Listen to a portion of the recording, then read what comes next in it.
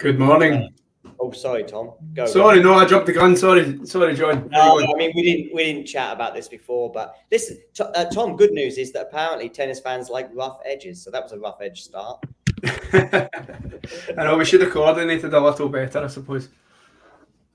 How are we doing? How's Rio? Rio's good. Better than Cam Norrie fandom, I would suggest, James. It's as it is always with Cam Norrie. It's a roller coaster. There's usually more downs than ups. There was a little bit of an up earlier on, and the down is now hit, but now been a breakdown in the first. Good God! Oh, this man will kill us all. Will kill me all at least. Not good for your boy, James. Tom, have you got inclinations to? I know. By the way, we will be talking, of course, about Felix and Medvedev very, very soon. But have you got any soft spot either way for Cam or Casper? I can't. Do you know what's really bizarre that you're asking that? I've been up for the last 2 hours and I watched the start of this match, and I just was thinking to myself.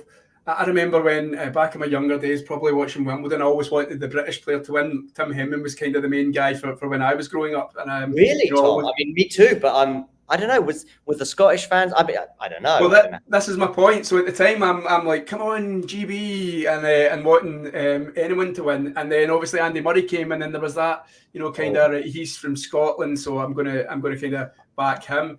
And then when it comes to Cam Norrie and Casper Ruud.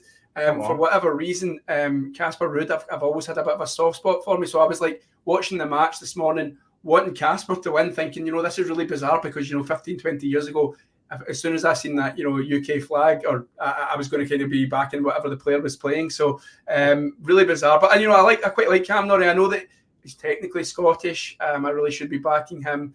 About the States, he's got, his mum and dad are from Glasgow. I know. It's like, I don't know if any of you watch the darts, but it's like saying Peter Wright is Scottish in the darts. Sometimes I'm not fully on board with that either. So talk to Damien about that. Damien is a darts fan. Can you? I used to like the darts, and then I kind of fell away from it. And then after the one that, in December with the young guy Luke Littler, who again won last night. He won a bit. I watched him in a big title last night. Beat the the world number 2 in the process. Yeah, Van Gerwen. Yeah, 16 years old, and got to the final of the Worlds, and then he's just beaten the Michael Van Gerwen. So big future for that wee guy. James. Don't worry, audience members. This isn't turning into talking darts. Yeah, James. I heard about 2 minutes ago. You go, because of course 2 break points went there, and then 2 aces. I mean, Casper Ruud serve bot turned up. I'm going to try and put this. Just points in that second set where Cam was hanging on for dear life and just couldn't get anything on the Ruud service game. It's infuriating. And he's got another break point, though. Come on, Cam. Yeah. I don't know how Felix and I saw Felix taking the court, so I guess they're probably quite close to. In fact, Felix is 1 love up, but they're on serve. Okay.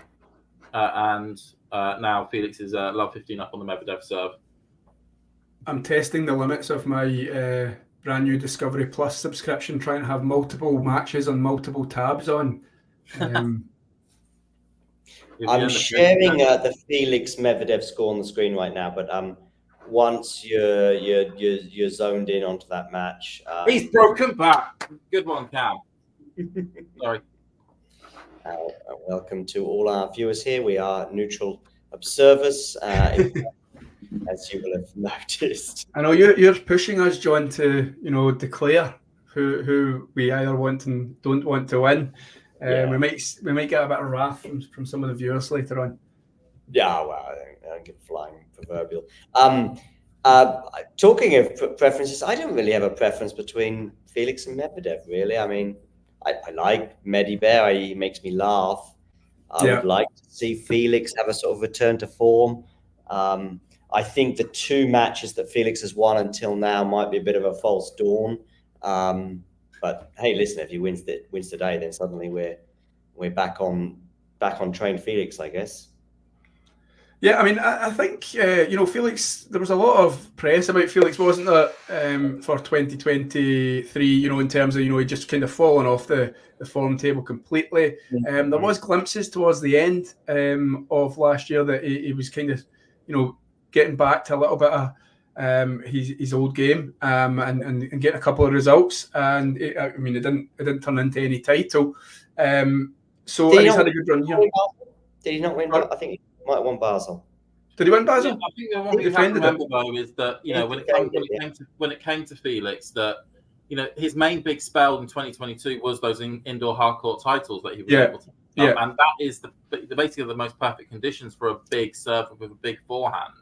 We know when it came to going to all the outside tournaments and on the clay, on the hard, and on the grass, when those weather conditions came into effect, which is 95% of the court. Yeah, which is all things being outside. If there was the Paris Masters became the French Open, I think he'd be in his element. But that isn't going to happen. Yeah. Yeah. No, I mean, I he's been pretty impressive. With his run so far. And so I think it'd be an interesting match. I still think even though Medvedev, the kind of famously now playing until 2:30 in the morning in Melbourne. And I think there may be question marks as to whether or not that might impact, today. But that was 2 days ago. He's got a night session match, first match of the night session. So no, I don't think. I'm going Medvedev in 4, maybe. Yeah. James, what do you think? I think Medvedev will win. I think it could be in 3. Yeah. I think just because, although it's good that we're seeing Felix get some wins. He's not. He's certainly not back to any level that he was, say, in 2022 when he played Medvedev in the semis and at the Australian Open, and he went 2 sets to love up and then got pegged back completely. Yeah. He's nowhere near that level. And Medvedev, a bit of a rocky first match, and last night certainly when it came to not last night, well, actually probably was last night in Australia-ish, but 2 nights ago in Australia. That was, unfortunately it's gone to that time in the morning, but he's 26, 27. He'll recover. He'll probably recover fine from it, or at least to some degree. And I fully back Medvedev to be able to get through this one. Tom, listen. I mean, if you have a heavy night until 2, 3 in the morning, and then 36 hours later, I say, can you play a tennis match? You're fine, right? I mean, the next day, yeah, sure. If you have a heavy night till 3 in the morning and I say, see you on the court at 10 a.m., you're like, yeah. But there's a difference between Medvedev's heavy night and you and I's heavy nights. Ours is harder. Yeah.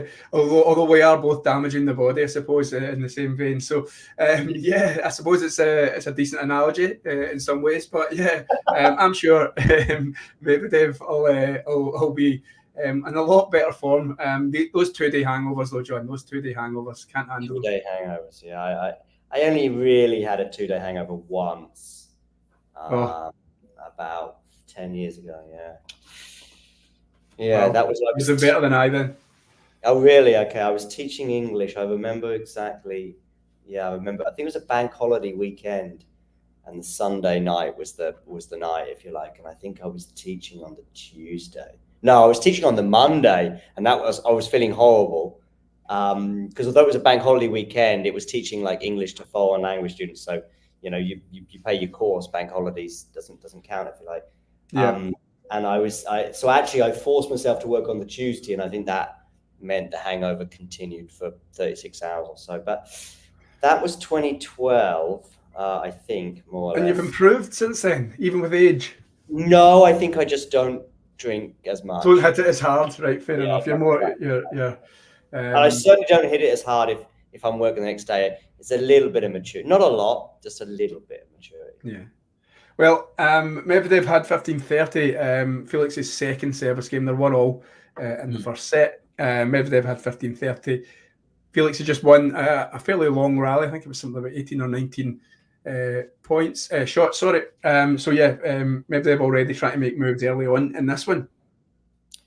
Well, Rude in this one has just decided he's going to have the hammer of 4 as a forehand and has just been absolutely smashing it in the corners. Borges' breakup on Dimitrov. Oh, crikey. It's all at me. Yeah, in the second set. Who's been a really good win earlier on for Arthur Casu. Now, this is just like we planned that. I was literally just about to bring him up, so go for it. No, I was able to watch at least the final set of that, but he just absolutely tore Greg Spohr apart. I mean, he was able to return everything, hitting some absolutely unbelievable forehands, drop shots, the whole job lot from Arthur. I mean, he's really come on leaps and bounds. I think the only the 2 times in which I remember seeing him, one was in the Nottingham Challenger final where he lost to Andy Murray. And then the other time was one of those little videos that the ATP did about the next gen finals, where they did like this athletics test thingy, where like they made him standing jumps and star runs and all sorts. And he was found to be the most athletic out of all the next gen finalists. He even beat Arthur Feast, who's an absolute unit of an athlete in a lot of the tests. Yeah, really good, really impressive. And I saw somebody tweeting that his New Year's resolution was not to lose a tennis match because he's 8-0 for the year so far. So, good emerging talent. Maybe the story so far on the men's side, would you say, or anyone else jump out? Story of the year or story of the tournament on the men's side, maybe. I mean, like as an individual, but I mean, just trying to think of what's been going on. I mean, you had the Novak losing a couple of sets in the first couple of matches, and Popperin, I remember having those break points at love 40 on the Novak. Set points. Yes, sorry, you're right. Yeah, thank you, Tom. Good job we've got a professional amongst us. Love 40 and those set points, and I was thinking, you got to take one of those, and of course he didn't. What else? Sinner just steamrolling, continuing his rich vein of form. Is that a story? Probably not. Medvedev is still in the tournament. Alcaraz is still in the tournament. I guess so. I'm just looking at the upper. Khachanov and Tsitsipas to some extent quietly progressing through. No big stories. Because actually, to be honest with you, the sort of standout stories and moments have been on the women's side, really, if you think about it. With that epic break with Blinkova and Rybakina, and therefore possibly the sort of surprise of the tournament, which, funny enough, dampens because of the absolutely insanity of that tie break. It kind of takes a bit away from the fact if Rybakina just loses that in 3 sets, you're like, wow, Rybakina's out.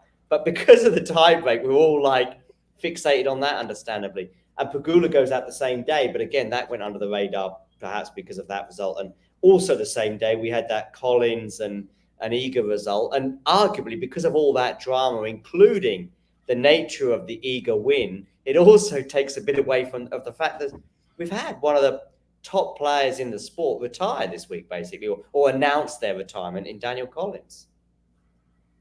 Yeah. I mean, and then there was also Marianne Andreeva coming back from 5-1 down. Andreeva, maybe that's the story, with that incredible win over Ons, and then a very different but all equally incredible win over Diane Power. I mean, for somebody who and I finally actually got around to reading the WTA rule book about the age restrictions about the number of tournaments that they can enter. She's in the bracket of only being able to enter 12 tournaments throughout the year. Until she hits us what will then be her 17th birthday. Then she can go up to 14, I think it is. But for only 12 tournaments a year she can pick from, to go to 40 in the world the way she's doing it is just outstanding. That is crazy. That's some stat. So when is she 17 then? Do you know? I don't know when she's 17, but I know I'm sure it's before Madrid. From the point of your 16th birthday to the point of your 17th birthday, you're only allowed to enter 12 tournaments. Wow, okay. It's just I think it's before Madrid because I remember her playing, and it was the fact that she was 16. So by the way, James, you haven't read the rule book. Have I not read it properly? No, I'm a bit disappointed, James, because I thought on your CV and your job application for a position here at Talking Tennis that you had, and of course Tom and I we basically ate it. The rule book. And of course, so that's that. So I'm a little disappointed, but we move on. Here we are. I'm too busy. By the way, too busy reading the planning applications for Wimbledon. That was a fun one to read through. That. Oh yeah, you are planning up. I've got to read the Ben Rothenberger Osaka book at some point in the next few weeks because fingers crossed he's going to come on the show and have a chat about it. And I'll try and get through that in February. We were going to do it pre-Australian Open, and then we just for both. Too busy with the launch. Yeah, well, yeah, but actually, I also did say, look, I can't do it this week, and maybe he couldn't either. But it was I obviously he would love to have done it pre-Australia, but I didn't. Book's not coming out into the UK until what is it, March, April time? Still. Oh, okay, yeah. I mean, it's had a US launch, but I know it's had a US launch, and he managed to get an early launch in Australia to coincide with the Australian Open. But I remember listening to one of the other podcasts he did, or going on to that, he said that the UK launch isn't until around about March, April time. Oh, okay. So I just sent him a message actually yesterday, although yesterday's and today's mean nothing right now. Just basically saying, what about just before Indian Wells? That sort of works well. Ooh, Casper. I know. Norrie didn't put it away. I love how animated James gets into it. Like, I love it. That's a true true follower of Cam Norrie right there. When I started properly getting back into tennis in 21, it was like Cam Norrie's run to the Queen's final. And like ever since then, I've been like religiously trying to follow him, and it's just it can be a very painful experience. I mean, I even got up like in the middle of the night to watch that Indian Wells final, and was elated as like anything for it. Yeah, but cherish that, James. Is what I'm saying. Cherish it. All I'm going to ever say about Cam is that even that Andy Murray, Tim Henman, and Greg Rosetsky, even though they've won Masters 1000 titles, can never say they won Indian Wells. Cam can. Cam can. Cam can. That should be his own motto. He should have a T-shirt saying that. Tom, what is your football team in Scotland? Falkirk. Falkirk. I'm sure there's something that Falkirk have done that neither Celtic nor Rangers have done. Yes. Do you know something? Falkirk were once, and I think they're still the only British club to have once held the British transfer, the world transfer record for a transfer. How about that? They signed some guy from down south in London called Sydney something in like 1912. Paid something like £10,000 for him at the time, and they were the world. So that was the world record transfer, and they're the only British club to hold that honour. I'm sure it is. But now saying that, Man City surely have held that at one point. I think United broke it once in the 90s. No, you don't get Pogba. No, Pogba, because Pogba was only 80 million, and by that point, I think somebody had already been. I think Mbappe. It'll be the only Scottish club. Then it'll be the only Scottish club to have held the world transfer record. But United didn't do it in the 90s. I don't think. I think by for some reason I feel like they did it in the 90s at one point. I can't recollect where. I think it could be something sure they did. I'm just thinking that it was Stan Collymore, and then it was Shearer. For British record, yeah. Oh, yeah. Actually, Shearer was a world record, I think. Because he was 15 million, yeah. And then I'm not sure Stan Collymore was. He was. I'm sure Forrest did Liverpool 7.5. I know that was a British record, but I think that was like 95, 96. By which time we'd already had like Lentini in Italy going for 13 million and stuff like this. Okay. I'm pretty sure Collymore was just a British record. Okay. Pretty sure. Okay. Yeah. I think Shearer was a world record.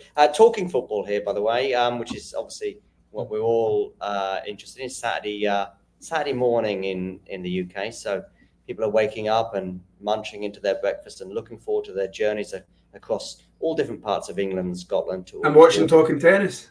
Watching us and listening to us and wondering, are they going to mention Arbroath or Raith Rovers or Plymouth Argyle or Clydebank or Heart of Midlothian or Hibs or Queen of the South? I always thought that was a fun name. Yeah, saying that reminds me of the Football Focus when they used to read out the results after all the matches had been finished. It was like Queen of the South 1, like Celtic 3. Sean is asking what is Ben Rothenberg's background in tennis. I don't know if he's being cynical with his question or if he's just genuine. I don't know, other than the fact that he's a tennis journalist and he's written a book about Naomi Osaka. But I mean, you could ask. Come on, Cam. Nice one. Is it the New York Times he writes for? Is it? I'm not sure. I don't know if it is. Fairly certain. Really? Okay. Could be. I thought it might. Oh, he's got the set with that break. Sorry, and I got really loud there. That was brilliant. No, it's okay. It's fine. Come on, Cam. But I don't know. I mean, what's my background in tennis? Well, my background in tennis is just watching a lot of tennis, really, and talking about it. I mean, he's got a huge following on Twitter, and yeah, that's basically it. Really. Yeah. I'm not selling Ben very well here, am I? Ben, I believe. So yeah, I'm just having a quick check. He did. I don't know if he still is, because I think he's based in Washington DC now. But he was one of the main tennis writers for the New York Times. I think he does the No Challenges Remaining podcast as well. He's one of the main hosts for that. And I think Ben was correct me if I'm wrong, or you guys will probably know. Ben was very much the guy who started, breaking or looking into the original Zverev claims. That's probably what he's most known for. Yeah. Dimitrov has a great point on the Borges serve to get it back. Just to mention, Medvedev has broken the Felix serve early on. I think he had it up a minute ago. It was a long game. That game was particularly, I think, 9 or 10 minutes, and Felix kept having game point and just couldn't put him away. And then Medvedev fought back and took the game. So an early break, 2-1, 15-0. Tom, I do feel like when you get an early break for the favourite, it's I don't know, it's heavy. Yeah, you get an early break for Casper against Novak in the French Open final. You go, oh, okay, this could be interesting. Yeah, but when it's the favourite who gets the early break, it's like.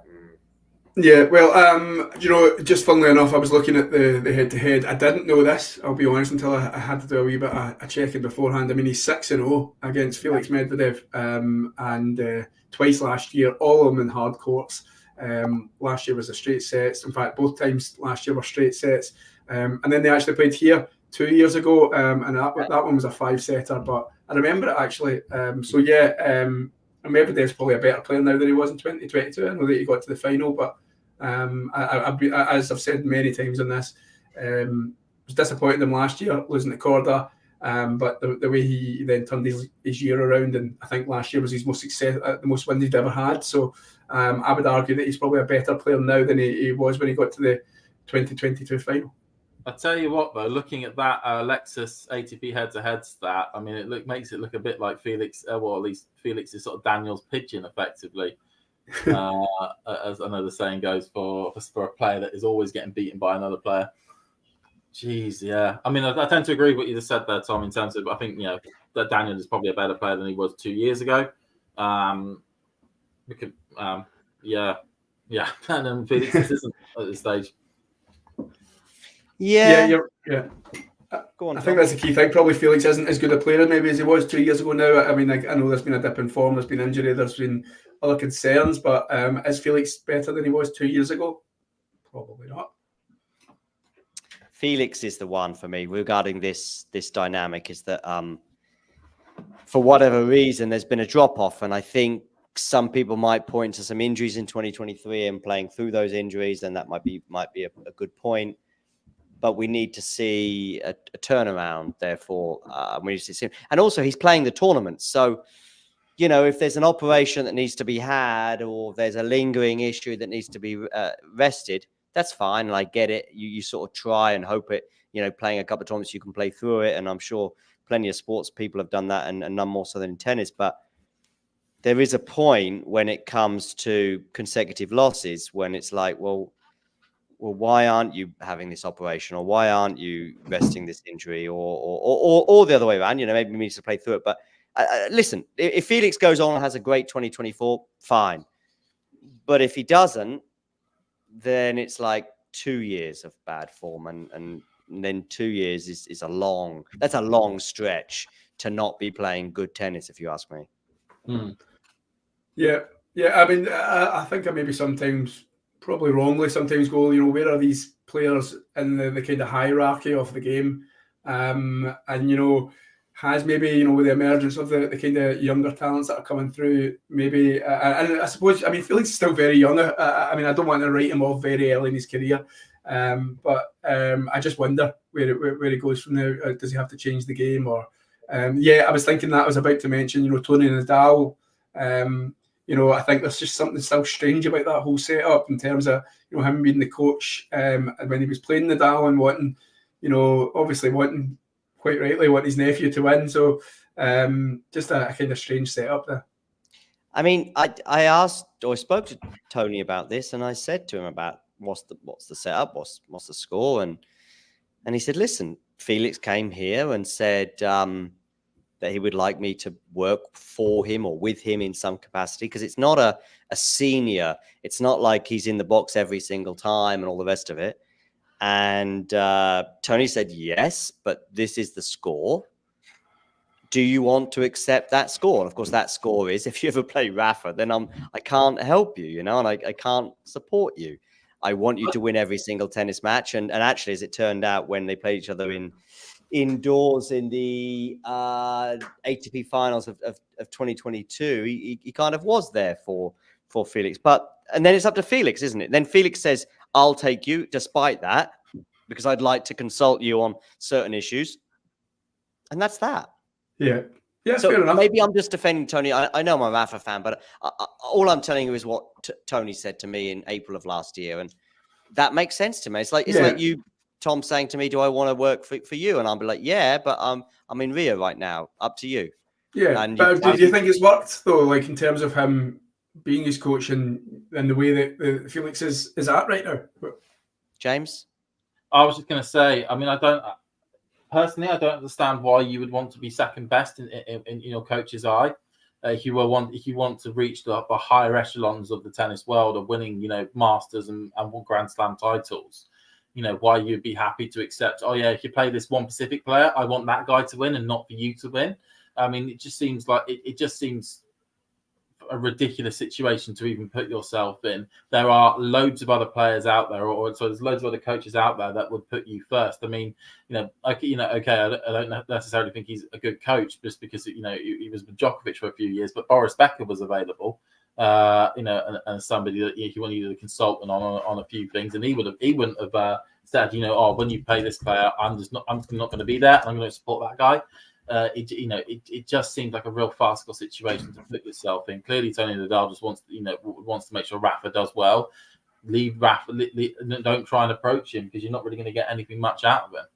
Well, I suppose, let's say, like John said, and John got it straight from the horse's mouth, not to call Tony Nadal a horse, but what my point is, let's just say Felix gets Tony Nadal on board, and the next 4 slams, he has managed to make to the final, and all 4 slams he's facing Rafa Nadal. These are the biggest matches of his life, and when he's going into them, he's thinking to himself, all right, okay, well, my coach is basically written for the other guy. It kind of questions, right, should I have this guy in my corner? And I suppose, and I'm not trying to, create conspiracy theories, but I actually thought about something similar. Andy Murray was playing Dimitrov, I think, at the US Open last year. And of course, Dimitrov has Jamie Delgado in his box these days. Of course, former coach of Andy Murray. And I just wondered, what, and you guys might be closer to the action than I, but I just wondered, what's the etiquette? Does Jamie Delgado, who knows Murray's game probably inside out, does he then, give, he doesn't like it if you do this or whatever, do you know what I mean? And then I know the coaches jump about so much in tennis. I just wondered, the passing on of information that might have been between coach and player at the time, does that then get passed on to their opponent? And I just wonder, it's a strange kind of, dynamic. Tom, first of all, I'll fire it straight back at you. You're coaching Falkirk one week, and then you're coaching Arbroath the next. And you're playing each other. Are you going to? Yep. Of course you are. That's just how it is. The left back doesn't like it when you go down his right side or whatever. Exactly. That's the problem of. Actually, more recently, I think Delgado, was he not with Who was it who was with Shapovalov? Was that not Delgado? That was Delgado as well, and Yeah, Chapo. right. So that was really recent. You know, Chapo dispenses it with his services, and that's Chapo's call. But Delgado's coaching someone against Shapovalov. Yeah, of course, and that's Chapo's problem, if you like, and that's his fault, if anything. And same. The thing is, if you're actively holding back information, that could almost be seen like a complete breakage of the contract, because the whole idea of a coach joining your team is that they make you better and they help you win matches. If they're actively trying to stop you from winning a match by providing you with reliable with the correct information, that does seem a bit like a breach of a contract almost. I mean, also as well, like in this modern day of age of all the stats and whatnot which pop up, with all these different, websites and sports analytic companies that people can employ. I think you can quite easily find out what the weaknesses and what the strengths are of an opponent without really needing to ask a coach about it, just as a sort of a counterpoint to all that. Yeah. Imagine you're Berrettini's coach for a few years, and then you start coaching someone else. In fact, Berrettini has just recently dispensed with his coach. Anyway, I'm not sure where he'll end up, and then he ends up coaching someone else. He goes, "I think Matteo's backhand might be a thing." By the way, it's not a controversial opinion. I think Sean here just talking about whether Tony Nadal is a great coach or not. I find this question a much more difficult one to answer, because I think the other one actually is black and white, and then it's up to you. I mean, you can blame Felix for hiring Tony, that's for sure. But I think this situation, again, comparing it to football as well, is, certain relationships work. Listen, even Ivanisevic could be coaching me, okay?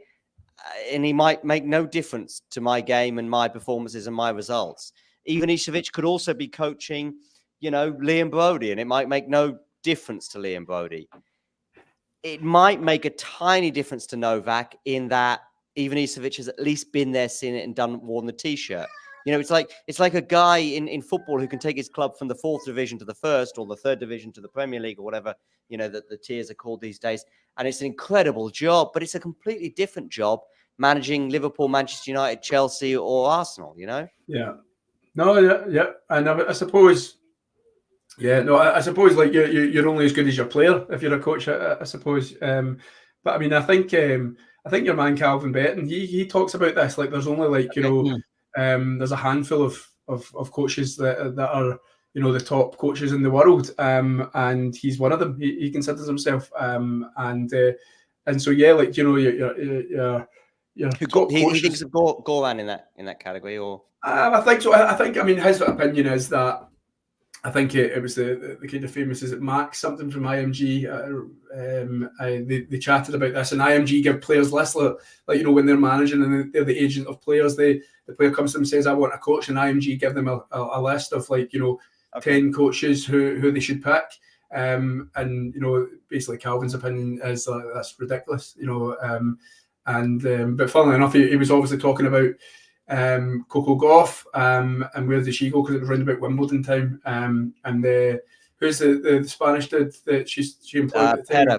I can't think of his first name now, but Pera is the guy's name, who's recently left the team and now with Kim Wen-Zheng. Listen, as well as two fellow football fans as well, it's so difficult to judge a tennis coach in terms of the work they're doing, because we don't see 99% of it. That's the first thing. Yeah. With a football coach, we see some things. We see patterns of play. We see people that they're buying in the transfer market and the ones that don't work. And I know there's a committee and all the rest of it, but you can also see like someone with a budget and see how they're getting on with that. It looks like Cahill is doing a great job with Yannick Sinner, for example. He comes on board 18 months ago, I think it was, 2 years ago. He's also had a pretty good track record with Simona Halep, for example. And he comes on board and Sinner goes to the next level. But we just don't, and also the serve in particular, and they seem to have a good relationship, and there's other members of the team as well, and it seems to be a functioning thing. But in tennis, we still don't know. We don't know. Maybe Yannick Sinner would be here without Cahill. I mean, does Djokovic win 24 Grand Slams without a coach? Maybe he has no coach and he still wins 24 Grand Slams. I don't know. I think a lot of it, you do need to look at the player. I think you make a really good point about Cahill. I do think Cahill's a good coach because you can see a proven track record with multiple players of who he's improved. Yeah. Like say Halep being the big one, but then also realistically on a small case study example, I know it was only for 6 months and the ending of that relationship was a bit dodgy, but Anisimova was another good example where she went from being just breaking into the top 100 to being a top 30 player under his premiership, and that was only after a 6-month period of time. So that kind of shows, certainly to me, certainly with Sinner, if it was with the current coaching setup he was with at the moment, he was beforehand, would he have got to one before? Probably not. Yeah, granted, if he got a new different coaching apart from Cahill, could he have gone up? Possibly. Depends on the person he ends up sort of bringing in. That makes sense. Yeah, totally. And another one I would put in that bracket, Brad Gilbert, obviously proven success again with Coco Gauff, Agassi, Murray, Roddick, Nishikori, I think. Another one that I would throw into the kind of top coaches. But I suppose the coaches, they have to. I mean, it's a strange relationship because I suppose they have to maybe consider it when they're being offered a job, maybe seeing. Does this player have it? Maybe are they going anywhere? I suppose they've got to make a decision as well because how it looks on them if they can't coach these players to success. If you're top, you can make those decisions, but probably for 90% of coaches, you just got. You're just looking for a gig. Yeah, a job. Yeah. I mean, you can also look at some metrics to do with where a player improves. I mean, if a player's got a bad backhand, for example, they bring a coach in, and then that backhand, the percentages on it actually go up, and it becomes less of reliability. Then you can rightfully say that actually that coach has done a really good job to improve an area of that player's game, and usually results end up following from that. Yeah, and also let's just say you feel as though you can improve someone's serve. Maybe you've got some ideas that haven't been tried before or whatever. But you're coaching John Isner. I mean, you're redundant almost. Yeah. Just quickly to change tact a little bit, James. I'm just thinking about your match. Has Casper Ruud only broken serve once? Am I right in saying that he's only broken serve once? And yeah, that was midway through the third set, and then Cam broke back straight away. Cam's broken him 3 times, with Ruud only getting 1 break at the moment for the entire match. Yeah, and at the moment it's 1-1, but that was a tough service game for Ruud to get. I noticed at the start. Go on. Oh, sorry. I was just going to say. I noticed at the start that, obviously, these two guys love they love playing from the baseline a lot of the time. But Cam Norrie was coming forward and using the volley quite a lot. Is he still doing that? Is that his tactics? Yeah, I mean, he's just employed a brilliant drop shot there. Ruud was miles behind the baseline. Cam saw it, did a little drop shot. Ruud couldn't get anything to it. I mean, this is probably some of the best I've seen Cam play in over a year. It felt, or certainly in a year. I mean, he's really come. That's just a brilliant shot out wide there. Yeah, I mean, he's playing brilliantly at the moment, Cam, and it's really pleasing to see. I mean, I know his Australia swing at the moment has actually been, he hasn't been able to defend the quantity of points that he picked up last year, but he's certainly been playing a lot better than he was doing at the back end of last. The Hetsby he lost to last year, I think, didn't he? In the 4th round, maybe, or third round. Third round. It's really disappointing actually, because there was a draw that opened up for him on that one. He could have really had a run if he could have got past Lehechka, but yeah, Lehechka was inspired that week or that 2 weeks. And what are we thinking about? Are we thinking Zverev comes through? I think Mickelson will give him a game. I think Mickelson will really give him a game. He's kind of went under the radar, hasn't he? In terms of the stories, we were talking about it a little earlier. Mickelson, making his way through the draw. That's maybe the most under the radar is a cliche. I know. It's kind of true for Khachanov and Tsitsipas to some extent, and maybe Taylor Fritz as well. Just looking at the players that have gone through, but yeah, Mickelson, that has gone under the radar. I mean, Mickelson, I remember watching, the first time I ever watched Mickelson was in the Newport final that he did, literally the week after Wimbledon. And I was like, God, this kid is good. And then he did the sort of the Ben Shelton route, which was he then basically stuck himself fully on on the Challenger circuit in the US for the entirety of the end of the season. Got himself up into the top 100, and then got himself a next gen final appearance. And at the moment is solidly making his way up the rankings. I think we're on for a Zverev Alcaraz quarterfinal though. Yeah, probably. Yeah. Unless Cam's got something to do about it. There's my false hope coming in as fast as it can. Alcaraz. I was seeing. I think Damien tweeted earlier on. It was the first time he'd played a player professionally younger than him, which I thought was a good wee quirky stat. Mm-hmm. Yeah, did you see any of that one? That was nuts to read. That's the first time I played someone younger than him. Didn't see any of it. No. No, I got up and it was 6-1, 6-1, and I thought, right, I'll try and catch that. By the time I'd got down the stairs, yeah, Jerry had big strapping on the spy, didn't he? I retired. Yeah. Shame. Don't like players retiring because we can't watch a tennis match, I suppose. Right, what's going on? Medvedev 4-3 on his serve, 30 love. But Felix has just put away a lovely cross-court forehand. I've just seen as well, Borges is now a break up in the third as well. Wow. The second. And as mentioned, that makes Sinner the only player not to have dropped on the men's side, not to have dropped a set so far.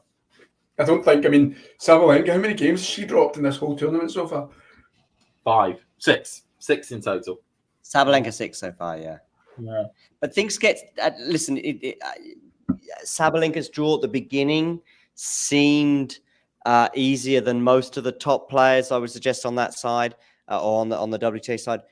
But she's now got, unlike Iga, who's seen some of the difficult assignments way down the path kind of get a bit easier, i.e. Ostapenko's out, potential quarterfinalist, i.e. Rybakina out, potential semi-finalist.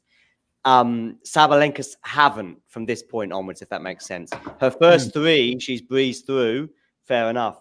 But actually, it does get interesting now with Anisimova, who's playing well, I would argue. I'm not saying that Sabalenka's going to lose to her, but it's one to make you think.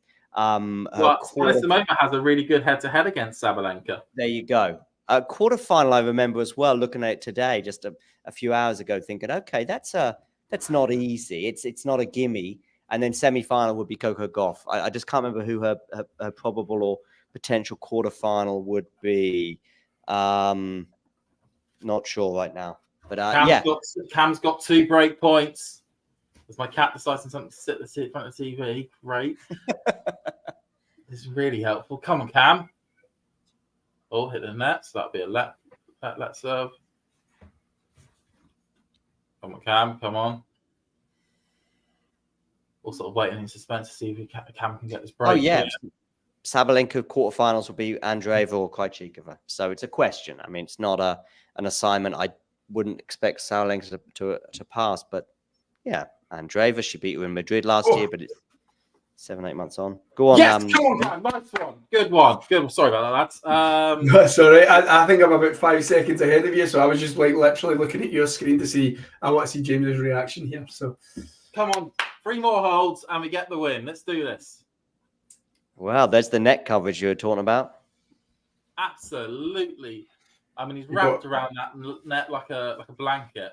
Don't think it was the best volley though. I think he was giving himself a bit of a scare there. It was a nervy volley, that one. It was a very nervy volley. But it doesn't matter. It landed in. That's the main thing. And a bam off to his group, to his box. I mean, both volleys were, not technically the most aesthetically pleasing looking volleys. You know, one of those ones you play and you're like, oh. Yeah. Okay. Got away with that one. Jake's asking thoughts on Azarenka being a freaking legend. I suppose he's talking about, beating Ostapenko. He's a huge Azarenka fan. I sort of called it that result today. Maybe I didn't say it would be as comfortable in the end as it was, but I just felt that I called it, but not because I knew what was going to happen regarding Ostapenko or whatever. It was just I just trust Victoria more. She likes Australia, doesn't she? She likes Yeah, Australia more. I think Ostapenko's deepest run there was the quarterfinals last year. She's won the title there, but she also had a really good run there a year ago, which kind of came from nowhere. It was saying Azarenka having a deep run is not exactly from nowhere, but it was after a sort of a barren spell of some sorts at slams. And on top of that, I can't get the Ostapenko loss to Coco out of my head from last year. I think it was 0-2, which she lost in the quarterfinals after beating Iga in the fourth round. And it's like, that whole fourth round thing was kind of for nothing then, really, other than just to keep up that record you've got against Iga. And that performance and that result, I know it's a different tournament and different thing, but yeah, Azarenka beat her as well a few weeks ago in Brisbane, I think it was. Or was it Adelaide? Brisbane, I think. So, yeah. Medvedev 2 set points. Felix has saved the first one, but he's serving on a second serve for the second one here. So Medvedev could be on the verge of, in fact, Felix just double faulted. Felix has just double faulted. And yeah, Medvedev, I think, breaks twice there. Will be serving first in the second set. So a fairly comfortable set there, 46 minutes. And another thing that has gone under our radar in the last half an hour or so is that Borges is up 4-love in the third. To be fair to James, he has mentioned it a couple of times. I think he said it in the second. Okay. So now he's disappointed in you now, John. He's now disappointed in you for not listening. I mean, right now, I am nervous as anything for Cam. So that's the only. He doesn't care. He doesn't care right now. Come on, Cam. 2 more games. That's all we need. He's never beaten Ruud before. Let's do it here. Can I be the ultimate wido and go for 3 streams on at the same time with the Discovery Plus app? Just be so much easier. Come on. I'm saying that being really, really selfish there. 4-1, that's nice. You can chill, James. It's not it's different to 3-1. You got this is Cam Norrie. Single breaks of serve are not good enough. 2 sets to 1, 4-1. Come on, Cam. Lovely backhand, cross court. Oh, and then he hits the net. Oh, here we are. Here we go. And so am I right in saying just by the draw, the winner of this one is the potential Zverev Mickelson opponent? They do, yeah. Yeah. Iga's won the first set over Noskova. She won the first set. Yeah, she has 6-3. Yeah. Yes. Yes, indeed, Tom. That's exactly right. And so then, I've now got all 3 of the men's matches on. Loving this app that I'm just. You got Dimitrov Borges on as well, yeah. Yeah. Obviously, I'm here to focus on Medvedev, but and James is doing the other. But I just thought I'm having a mental breakdown and watching Cam Norrie. Well, there's not much happening in my match in terms of Medvedev now broken serve twice, as I mentioned, in full control. Much better start than his match against Ruusuvuori. Obviously 2 sets down in that one, and he fought back. So he'll be hoping to try and finish this one as quickly as possible and try and recuperate a little bit quicker than he did last time. The quarter or the next match, 4th round, will be Sunday. Am I right, James? If you're on the Medvedev side. On Medvedev side, that'll be Monday for the 4th round. Sunday night, Monday morning, yeah. Right. Okay.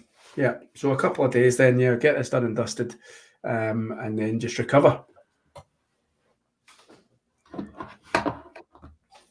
Anyone been keeping an eye on the Dimitrov? We don't know, in terms of what's been going on, how he's no clue. Not a clue. Jake's got it on though. Jake's got it on. So Jake, please help us out. Jake's also saying, "How you doing?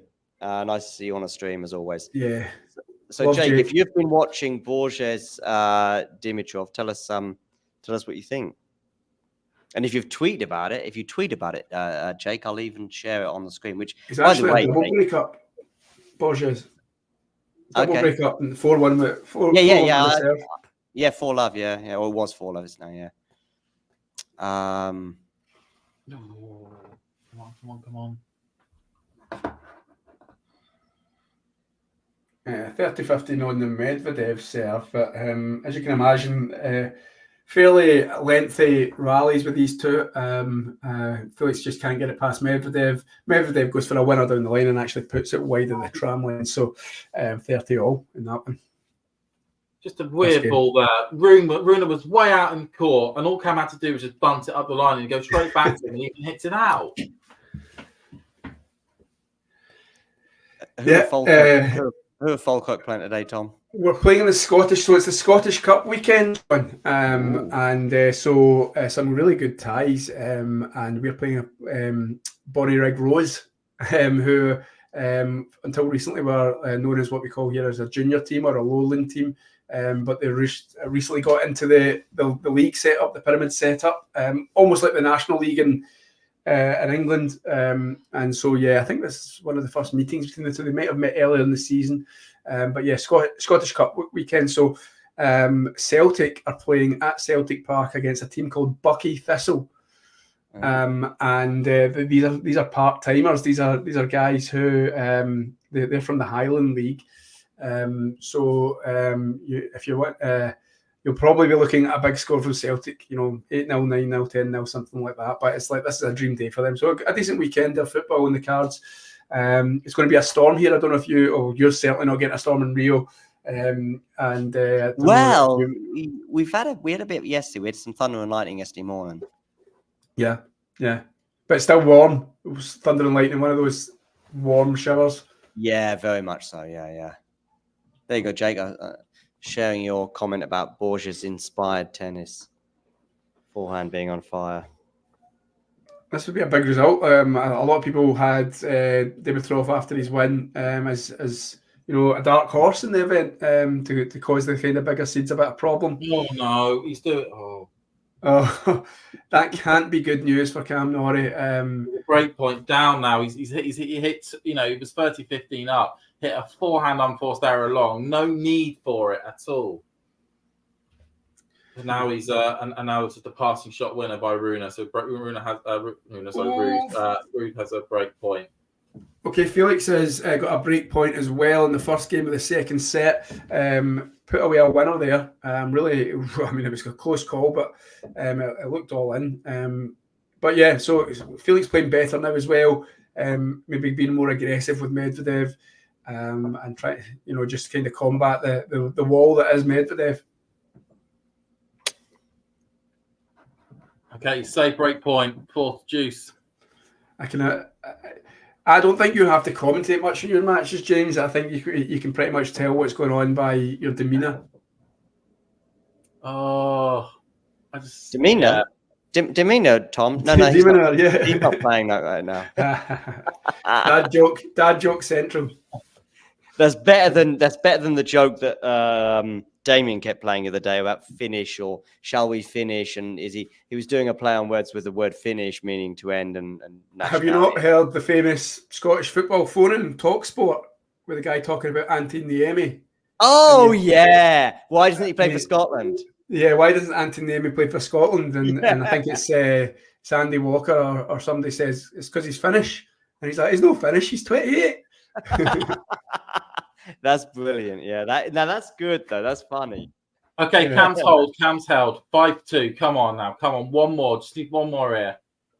I always thought it would be trying a good story to try and track that guy down, because he's obviously a viral internet star, and just getting a chat with him just to say, like, how often does he get reminded of that, or has he not told anyone that was him? Just get a wee quick chat with him, just because, like I say, everybody knows that particular video. There's an Argentinian guy who went viral about 8 years ago, more or less, and he went viral for different reasons. What happened with him was, I think, his grandchildren or nephews or something set up a camera whilst watching him watch his team, which I think was River Plate, play. So basically, they set up these little cameras and they say, "Look, and they even whisper in the camera, said, "We're setting up this camera, but just watch him watch this match, and he's going to go out of his mind." And of course, they put together like a 7-minute package of highlights and put it out there, I guess, on YouTube.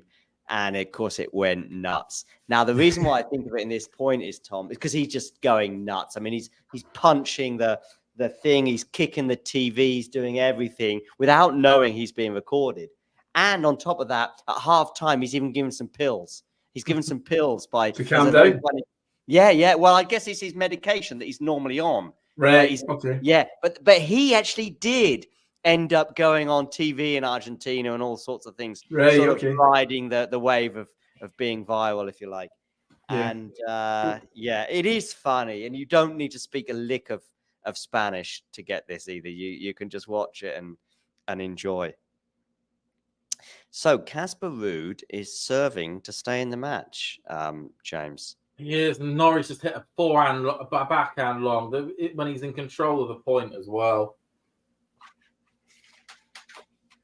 Come on, Cam. Yeah, but that's a classic Cam Norrie backhand in a way.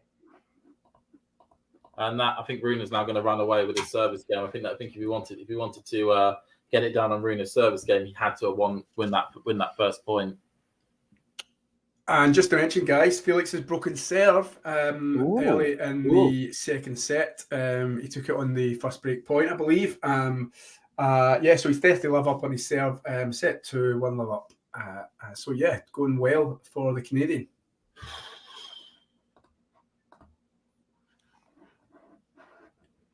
Now, what is going on with Dimitrov? What's the score now for Dimi? Well, I think has he lost? I don't know what's going on. Yeah. 2 sets to 1. 2 sets to 1. 6-1 was it? 6-2. Oh, what a backhand by Cam. Down the line winner. Sorry, carry on about Nuno. So Cam will be serving for it next then, yeah? If he can't get it done on Ruud's service game, it's 40-15 to Ruud on the service game, but that was just a brilliant backhand. But then he would serve for the match. Big moments for Cam Norrie. Oh, he's just put that one away as well. I'm going to switch over to yes. Felix. Remember, Tom, you're a couple of seconds ahead of me. Apologies. When this is done between Ruud and Norrie, I'm going to switch over to Felix. Yeah. When Norrie serves this out in a minute or two. Don't jinx it like that. He might not have to at this rate. He might not have to. Come on, Cam. Is it out? No, it's in. Bugger. Cross court. Nice little curve. Okay, we're to Juice then. Norrie's like, do you know what? I don't fancy serving this out. I want to get it done on Ruud's service game. Yep. Oh, and a very happy fan in the crowd. Come on, Cam. It'd be really good if you can do it here. Just get it over the line here. Some decent returns from Cam. It is. He's it looks like he's one of what is it? It's the serve. It's a Juice serve. It's starting to get better. Come on, Cam. Oh, into the net.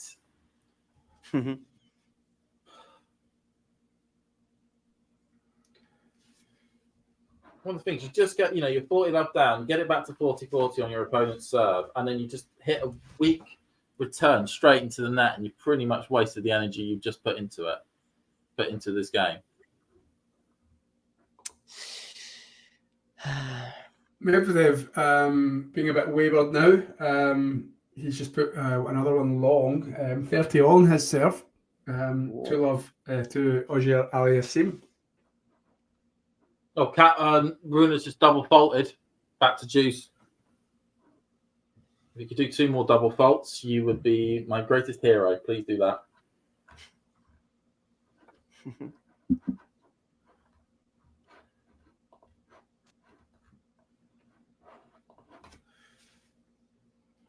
No, it's an ace down the middle. Medvedev holds 1-2 as they go to the sit down.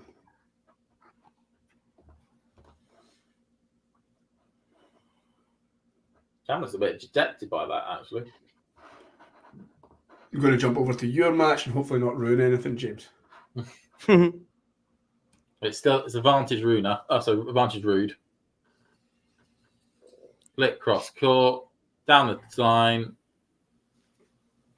Brilliant. Oh, God, he hit it wide. Okay, so Norrie is now going to be serving for the match. What's Casper complaining about? Has he not got a towel or? I think he's not happy at all about something. He's your man, Tom. He's your man.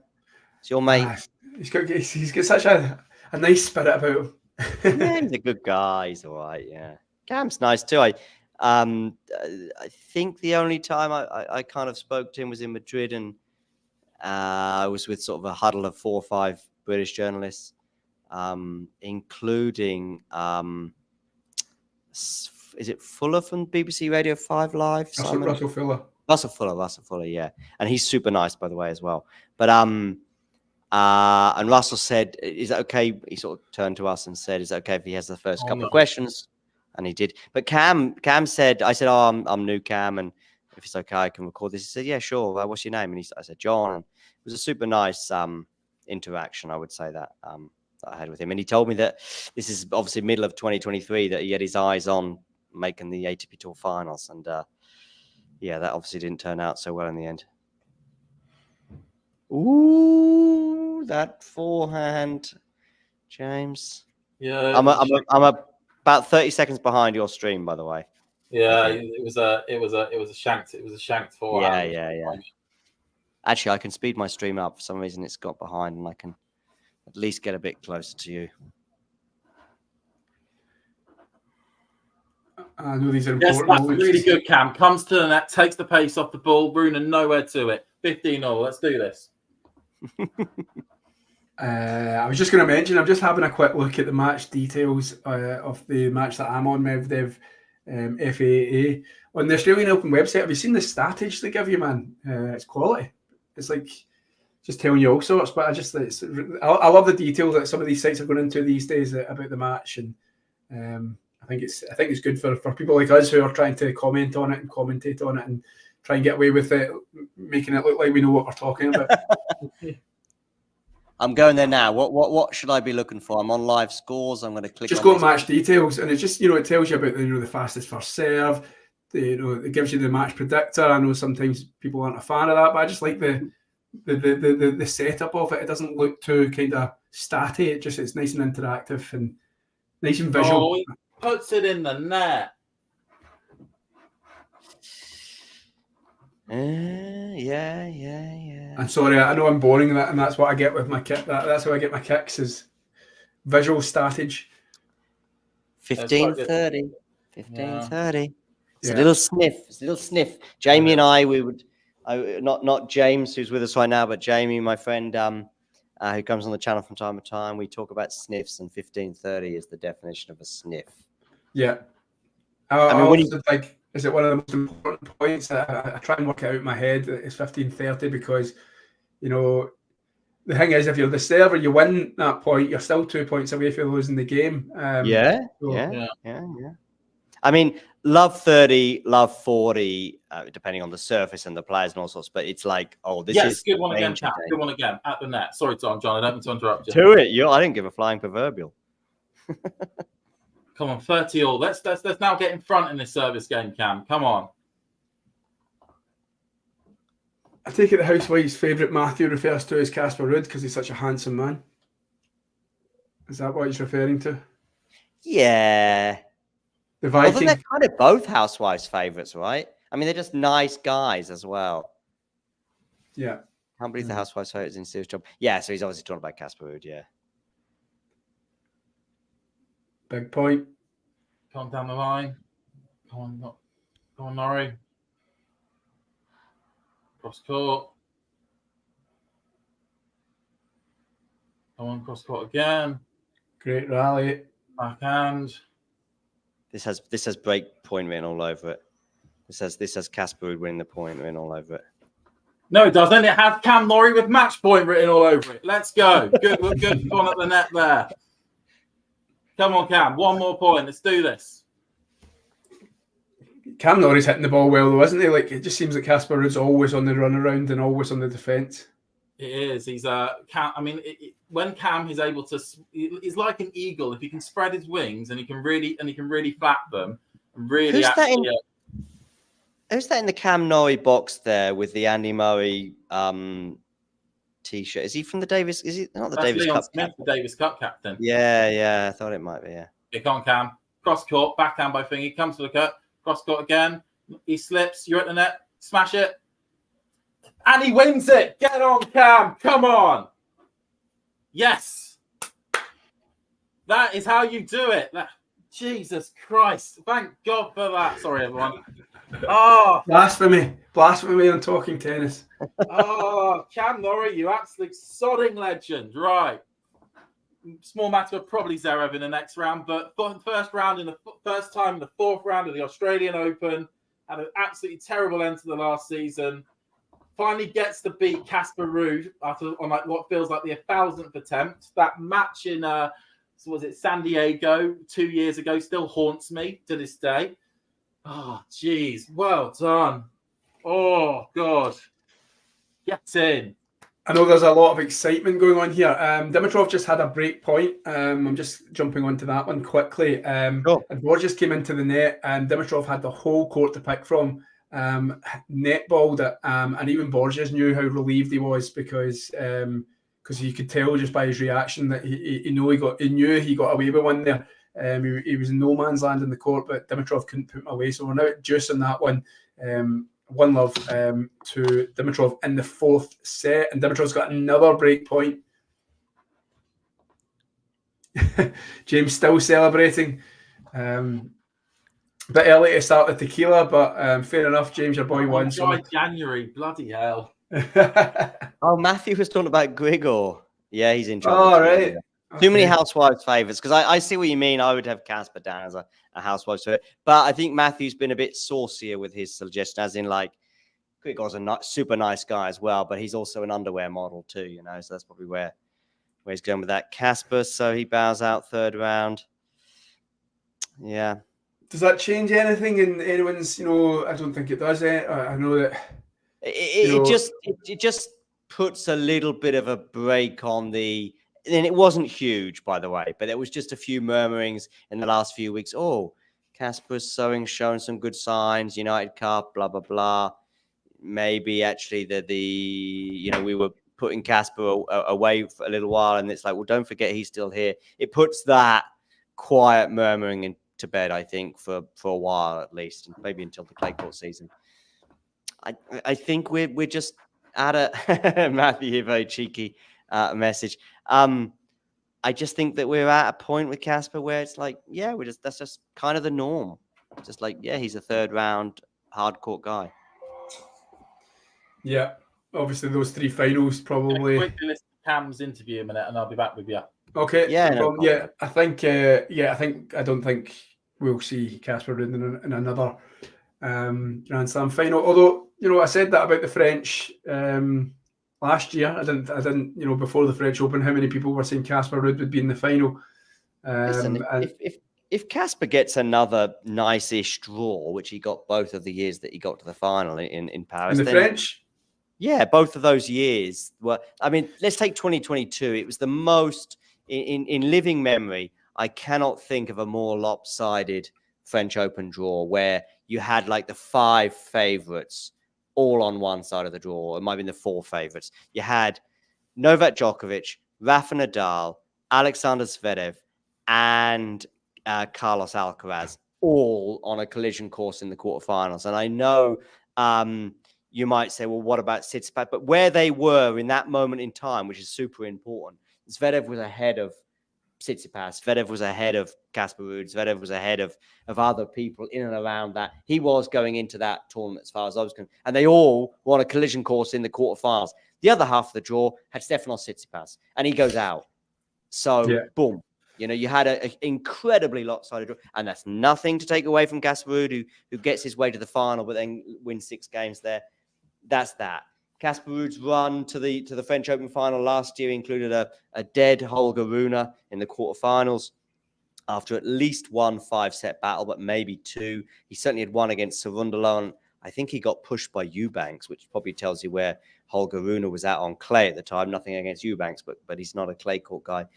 And he plays Zverev in the semi-finals, and this is a very different Zverev in 2023 semi-finals compared to where he was at in 2022, and he takes advantage of that. But it's But I think Zverev now, though, I think Zverev, the key point is that Zverev is probably back to maybe 2022. Would that be maybe? Yeah, he's way close off the to mark it. now? And Close I think now with Casper Ruud, you're looking at 1 and 2 at the French are going to be Alcaraz and Djokovic. And then you, like I said, you've got Zverev. We don't know if we're going to have Nadal there or not. And then that's another thing. So I don't know. I think just the emergence of the young talent that's coming through. I just think Casper might have to just make do with maybe quarterfinals if he can even get them. He's not had that. I mean, that's the last 2. He's been out fairly early. Wimbledon as well. Got accused of tanking to Liam Brody. Yeah. He'll be looking to the French to kind of try and build back up, and he'll have a lot of points to defend as well. So yeah. I mean, my thoughts are, in answer to your question, this is a guy who got to 3 Slam finals, but you're going to get to players between 5 and 20 in the world, which is where Casper is, or certainly has been, and maybe slipping down a little bit in terms of 5 in the world at least. You're going to make a Grand Slam final because you just get a nice draw and it opens up and you take advantage of it. So, whether that be someone like Berdych, for example, in the past, or whether that be, I'm just trying to think of who else in the last few years who's in a Slam final, but you'd be like, oh, okay, I didn't really have them down as a Slam finalist, but here we are. But that can happen. And there's somebody right now who's ranked 13 in the world, for example, who's decent, but you would never think of them as winning a Grand Slam. But if the draw opens up on a particular surface as well, off you go. You're in the final. But the problem is you're in the final, and that's when things get serious. Well, it's usually when you play Djokovic. Exactly, Djokovic, Nadal, or obviously in the past Federer. Yeah, I mean, it's. I mean, like you were saying just there. I mean, like Cam got to the semi-final of Wimbledon because of a draw massively opening up for him. Really well in 22. So. I mean, there was nothing new to add from the little on-court interview there, saying that he was really happy that there was a lot of support in the crowd. He played a really happy to play an aggressive game, and he's going to be watching the Zverev match later on today. Oh, he's going to watch his potential opponent. He's going to watch. Does that surprise you, John? We were talking about coaching, etc. before. I know that a lot of players will be like, "Oh, probably won't watch it. I'll just get some food, go to my bed." That's the kind of party line, isn't it? That is the party line. That's why it surprised me. Yeah. Surely they do. Surely they maybe I'm sure they often do, but it surprised me that Cam Norrie said, that forehand into the net from Felix. It surprised me that he says that because I thought he would give the cliched response. But he said he's going to watch Zverev later. Well, fair enough. Mannarino, he's been watching a lot of the matches. Okay. Mannarino, of course, takes a very different approach. Yeah. I find that weird. His approach. I mean, I don't believe it. I don't believe it entirely. He's on the tequila. Oh, I believe that, but no, he says he tries to avoid to the best he can his potential opponent. Oh yeah, right. Okay, he doesn't know who it is. Yeah. Question: one of you try and sell me that Mannarino has a chance against Novak. I can't tell that. Is that risk okay? Is that the only thing I can think about? The only chance he's going to get. No, I mean Ben Shelton, I could sell it, but Mannarino's tough. Not because Mannarino's not a very good tennis player. It's just that isn't going to what Mannarino can bring to the table isn't going to work against Novak Djokovic. You've got to be an incredible server. If you're an incredible server against Novak, you go, well, get a couple of tie breaks and see where you're at.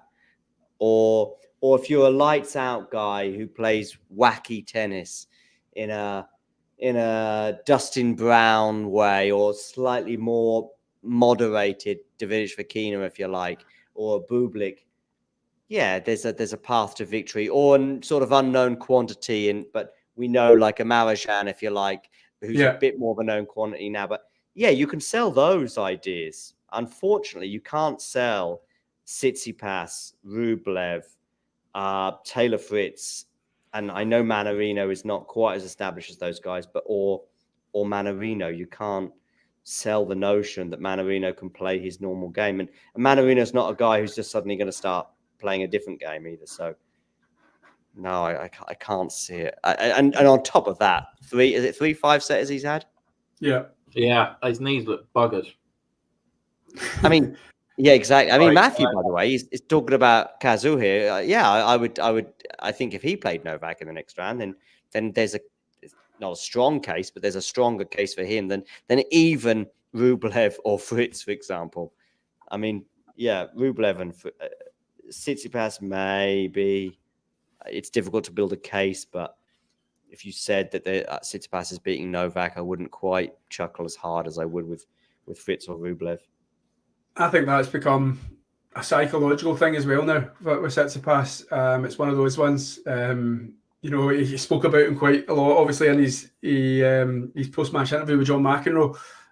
But in terms of the Tsitsipas-Djokovic matchup, I think he's in his head 100%.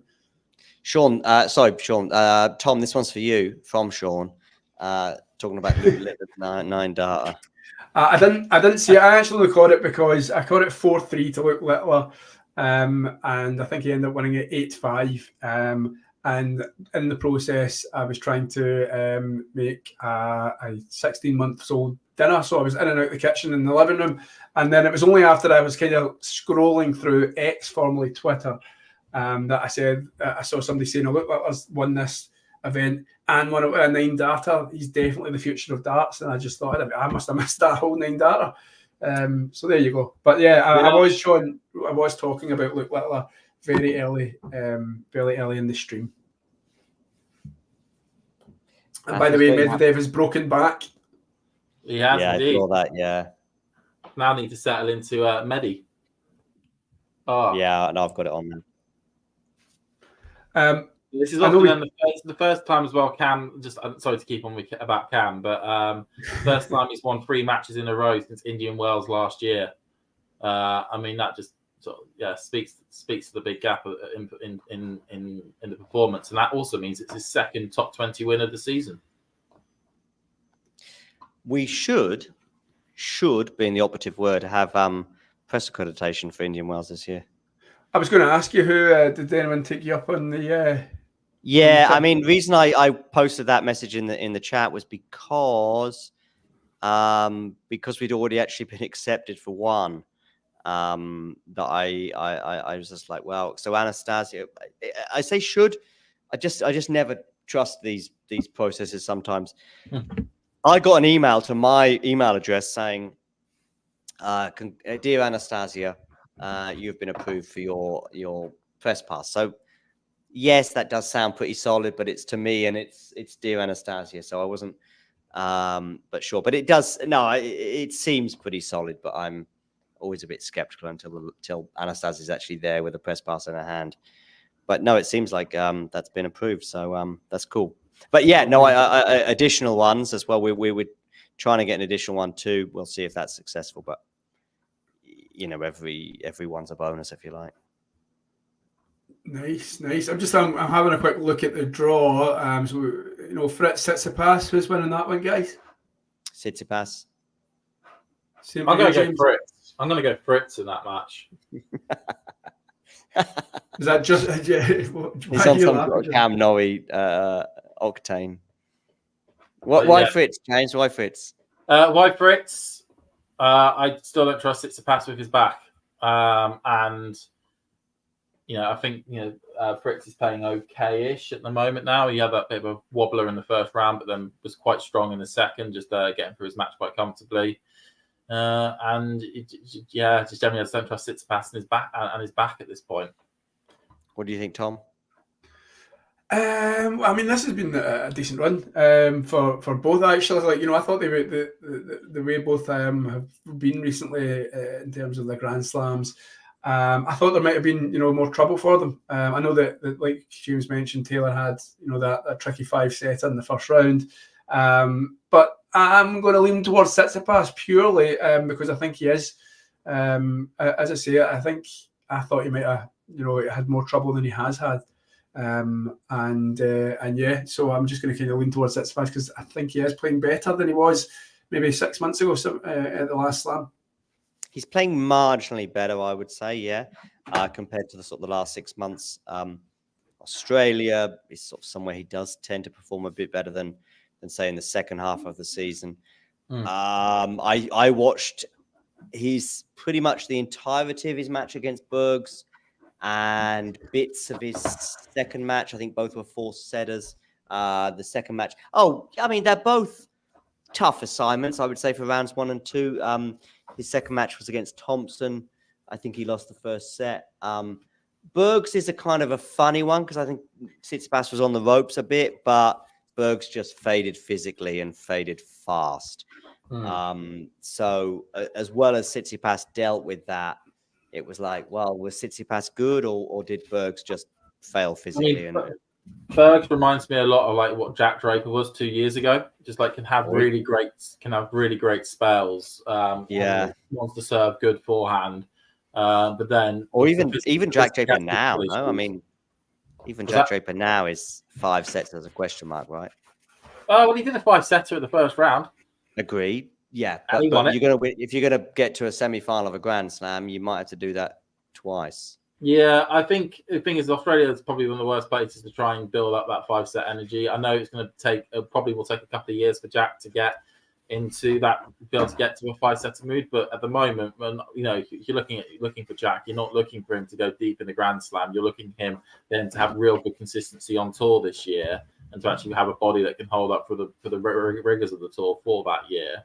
And then after that, then building up that strength in the 5-setters will hopefully then come. I mean, I'm pretty big on Jack, despite another.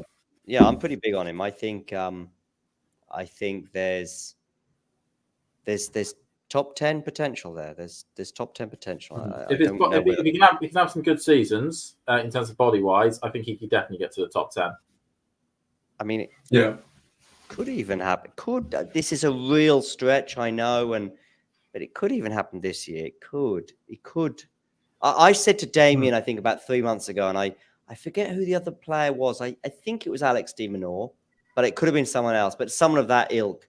And I said, okay, one of these two players, it might have been Casper Ruud, by the way, or Cam Noy, but I said this player or Jack Draper at next year's, as in 2024's ATP Tour Finals, who's going to be an alternate. It was like a randomish question, but it's like, this guy's going to be an alternate. Which one is it?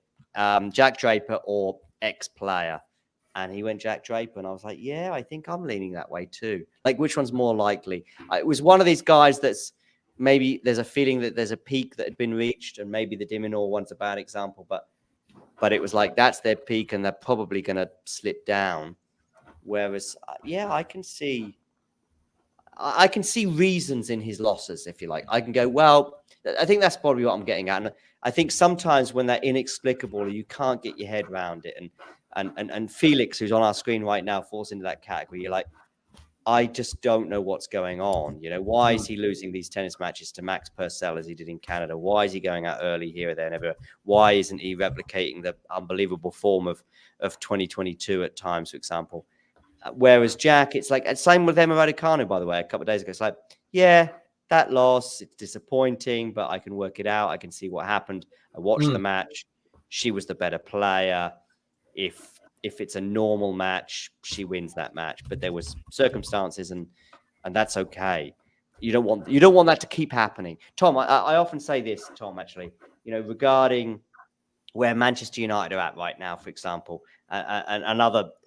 If you're battling for the championship and you don't win it, it's not great, but it's okay. You're good. You're in a good position. You're battling for the Premier League. Some years you win it, some years you don't. It's only a problem if you do it like 6 years in a row and you keep coming second. Then you probably have a bigger issue to look at. But if you're there or thereabouts year in, year out, you're doing everything right. The problem is when you're finishing 7th and 6th and 5th every year, Yeah. I mean, I think a lot of these players, though, the way they work is, I do know for like a lot of these players do cherish their ranking and how high they can get up it. But I think for Draper, I think it's more to, and maybe for him is to, can he compete with the best? So, right now, I think James kind of touched on it. When he's playing some of these top 5 or top 10 guys in the world, is he competing? Is probably what his kind of marker is right now. Is he, maybe taking a set? Can he handle these top guys forehand, and can he cause them problems? That's probably where he's looking for. And as James touched on, try to see if he can get through a year without any kind of missing any events due to injury. I mean, I know it was probably ended up a little bit serious, but it was quite funny, seeing him at first hurry up, shake my hand so that I can go and in a bucket. So, and then he talked about the fact that that's nothing to do with cramps. That's nothing to do with physical. That's like anxiety. And I suppose that's something to get over. I think Jack is a very talented guy. I actually, going 22 into 2023, I had him as my kind of 5 players to watch in 2023.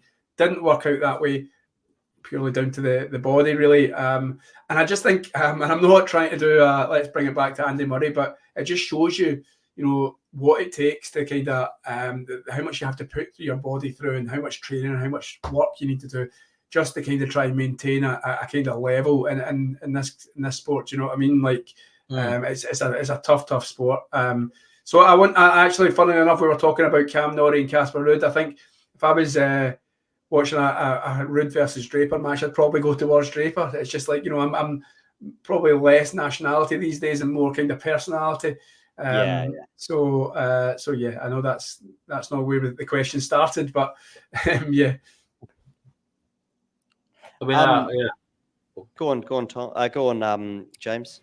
No, it's just trying to. I mean, a lot of what's been said is sort of what we're feeling, which is, Jack's got the game to certainly challenge to the top 10 where possible. I mean, I think the only thing that people could slightly now pick up is the fact that he's now had 2 ATP finals. Granted, they've been quite close together, where he's he's gone 3 sets and he's just not been able to get over the line in both yet. But it would only really start to be a problem if we get to like the 4th or the 5th ATP final and he's still not won it.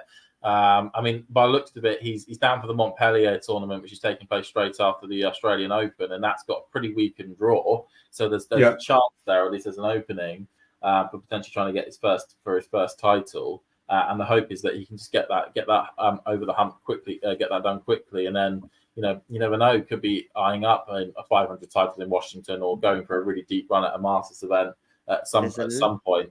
Certainly on the hard courts, and to be honest, he's not a bad clay courter as well. Which we've only had a limited amount of data from it, but he beat Baez on the clay in Monte Carlo. I mean, you don't beat Baez on clay unless you're fairly good on the surface.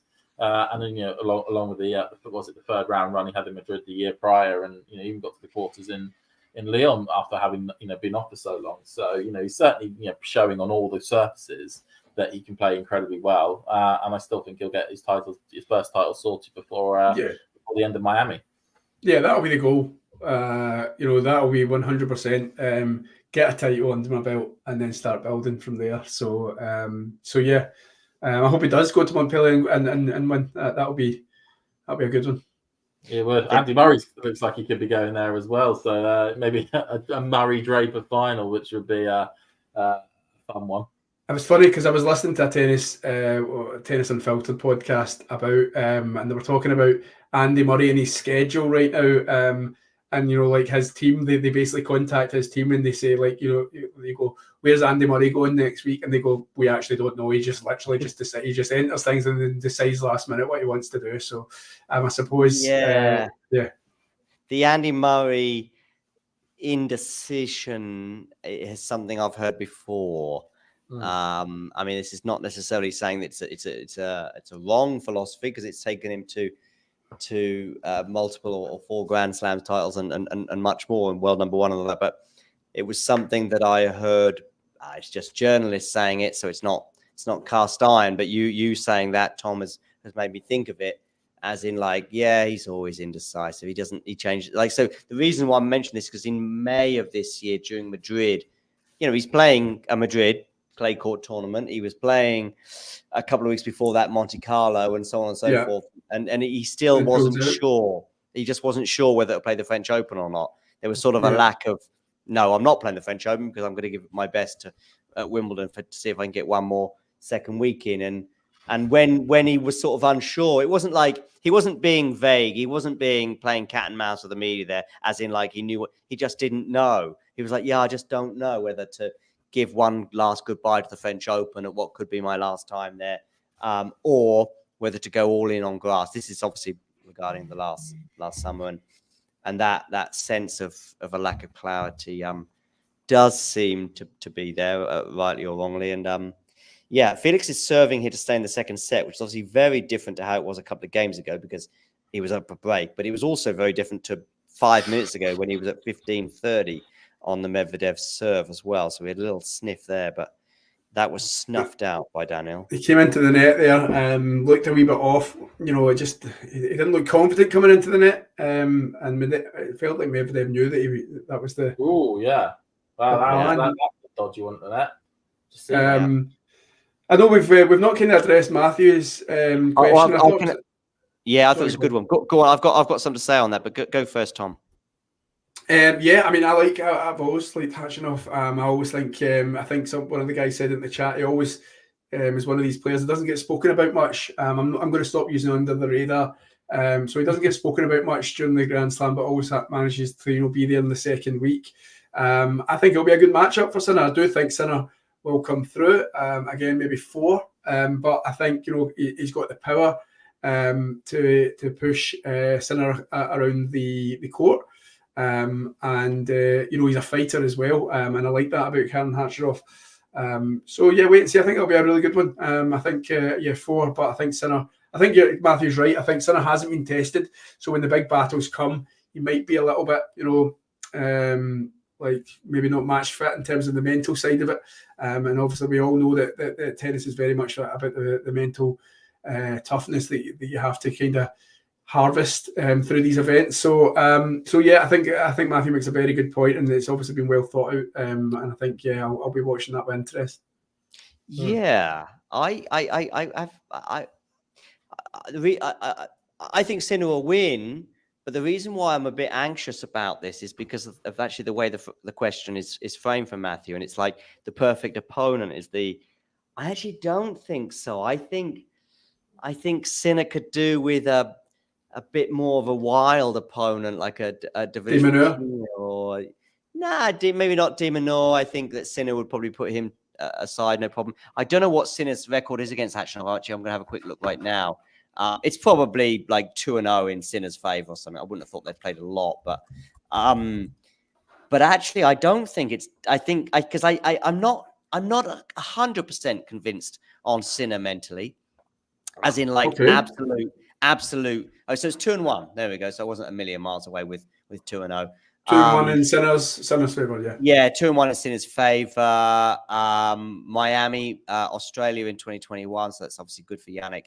And so the last win for Khachanov was in 2020 at the US Open. So this is just showing this on the screen right now. So it's marginally in Yannick's favour. And of course, even more significantly, they have been the two most recent meetings. But I don't think he's the perfect opponent because Khachanov will get you. If you're slightly off, if you've steamrolled your previous 3 opponents because they were just too easy for you in a way, and you're just playing sensational tennis. Oh, 2 set points to Medvedev. Just one point. No. James, sorry, you're always welcome to interrupt. I think Tom, you're slightly ahead still of me, but. Yeah, it's got 2 set points off of those. Medvedev's just done some really good defensive work there. Auger-Aliassime trying to control the point from his baseline, and Medvedev just getting everything back, being like the octopus that he is. Yeah, just to go back to John's point, I actually forgot Karen Khachanov has won that one in the US Open 2 years ago. 4 years ago. That, yeah. I mean, don't worry, Tom. I think you can be forgiven for not remembering a result that happened 4 years ago in the first round. So I'm you've got me, James. I'm now all on Felix and Medvedev. I'll try and finish my. I will not reveal what happened so that we can all fave in whatever the result. I know what happened. Yeah, that's got to piss Felix off, really. Because yes. Okay, I just had it happen. I think that'll take the fight out of Felix. Getting that early break in the second set, it keeps him in touching distance. But Medvedev does what Medvedev does. He fights back and then just slogs it out in the end. He'll do that all day. He'll just rally all day, and I think that's what he sometimes does. I think players get bored. They want to try and. Interestingly as well, Linda Noskova has just taken a second set against Iga. They're going into a decider. Wow. That makes sense now what Jean's just saying. I just checked that out. Yeah, so she was basically almost done, and now they're into a third set, which just adds whatever happens. Dimitrov has taken the fourth as well, so it's all going to deciders at the moment on other bits. Whatever happens now in the Swiatek-Noskova match, I mean, even if Swiatek wins the third set 6-love, it's just going to add to this narrative that's building around Iga that she's not showing Grand Slam winning form. That's for sure. I don't know. In the pre-Aussie events, I think at the United Cup, she looked good. Yeah, there was the chat that she was beating opponents, and then I think there was that video that was going about of her slogging out with Zverev at the doubles, at the mixed doubles, and they were just forehanding it to each other from the deuce court, and then Swiatek came out on top of that rally, and everyone was like, "Look at Iga Swiatek." So I think to be honest, we were talking about the four, Swiatek, Rybakina, Sabalenka, and Coco Gauff, but I think the chat was for me that Swiatek was the one that was really kind of looking like she'd been away pre-season and worked on getting back to her level. Yeah, but one of those things, Tom, that she worked on was the serve, and it's the thing that's looked most vulnerable ever since the first round of this tournament. I mean, Kenin broke her 2 or 3 times in the first set. Daniil Collins was almost breaking her at will until, unfortunately, Daniil, I think, got a bit of a finish line in sight feeling. So this is the area of the game that apparently, and you need a bit more of a sample size than 3 matches, I think. But yeah, so there's a vulnerability to Iga that we only see at Wimbledon pretty much. The rest of the year, even in tournaments she doesn't win, like in Indian Wells last year or elsewhere, she still gets to the semi-final by bageling everyone and breadsticking opponents. And then she plays Rybakina in the semi-final. She did Indian Wells and she loses or whatever. But there's a bit more of an whatever an aura is. It's the opposite. It's an absence.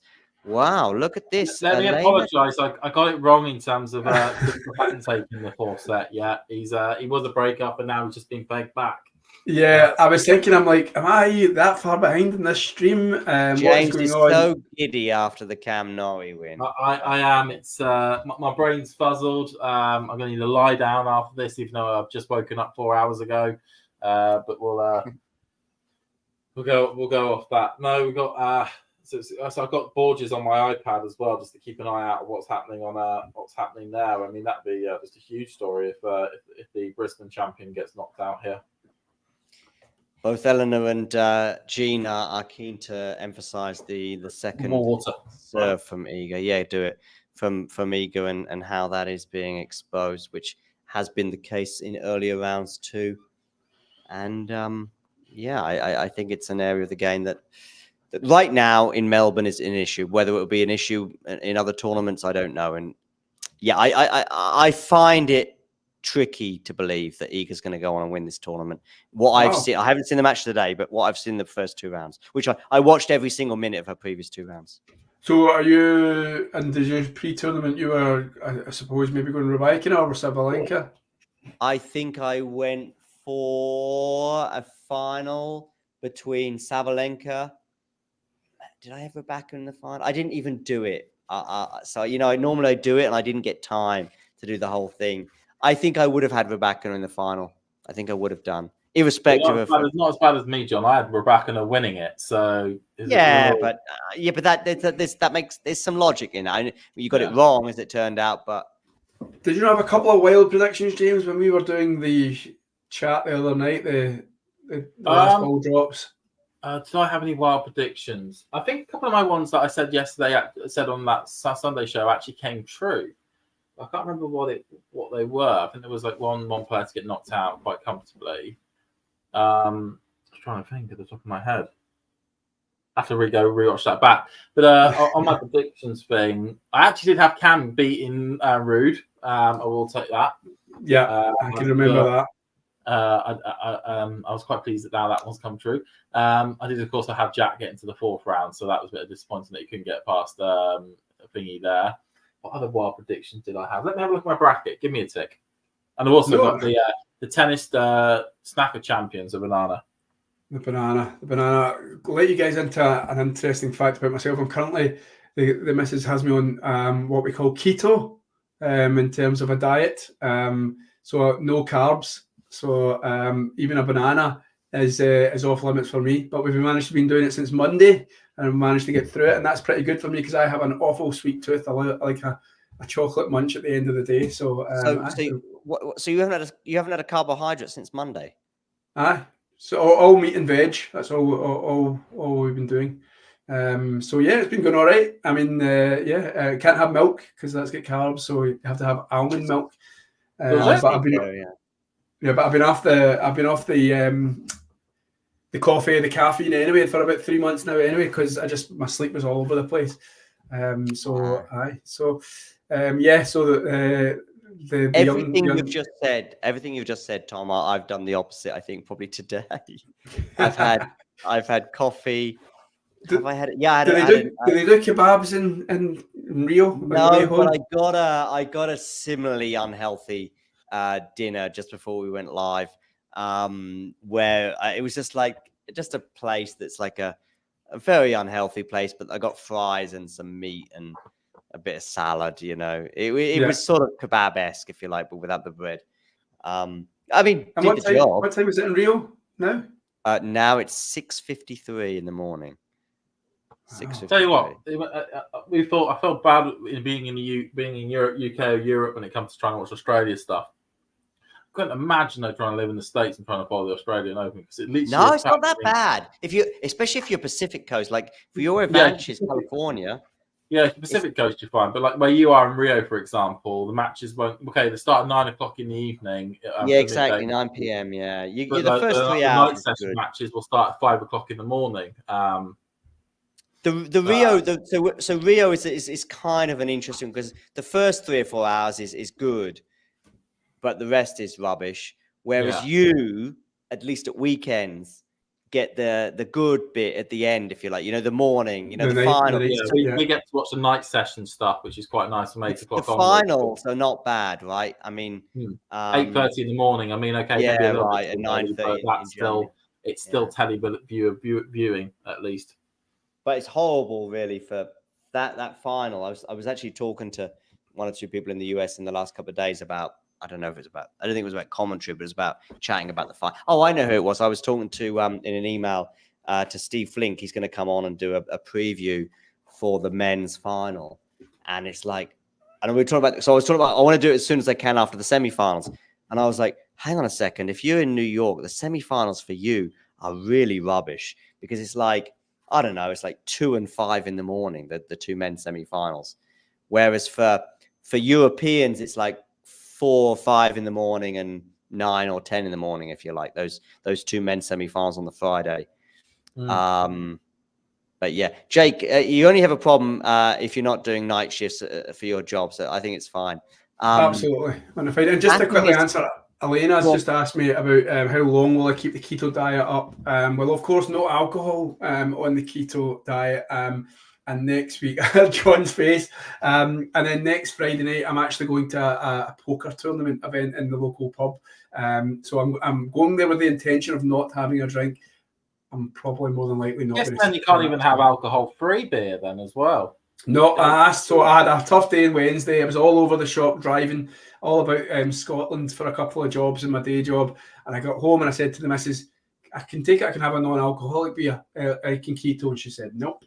That's carbs. You can't have it. It's a high protein, no carb diet. So it's just like I say, meat and veg. Can't have rice. Can't have rice or pasta. Anything like that. Potato, can't have potatoes. So I bet it's actually been easier than I actually thought. Sorry for asking now a question which maybe seems a bit rude, but does your breath stink now? No, absolutely not. Nobody's told me so anyway, James. No, unless they're just because I know that too polite. I know a lack of carbs in the diet can then lead to the acids in your stomach just sort of like bubbling over a bit more and not being sort of soaked up. So you're saying I've got smelly farts? I've just come Didn't back. think I was going to say that. I just didn't think I was going to say that in a tennis stream. But anyway, Alina, yeah. So I mean, just for as long as well, I have lost a bit of weight, and we'll see. But the funny thing is, I went for a run on Thursday, and I didn't have a lot of energy. I had to chuck it at 4K, and I was trying to do a 7K. So yeah.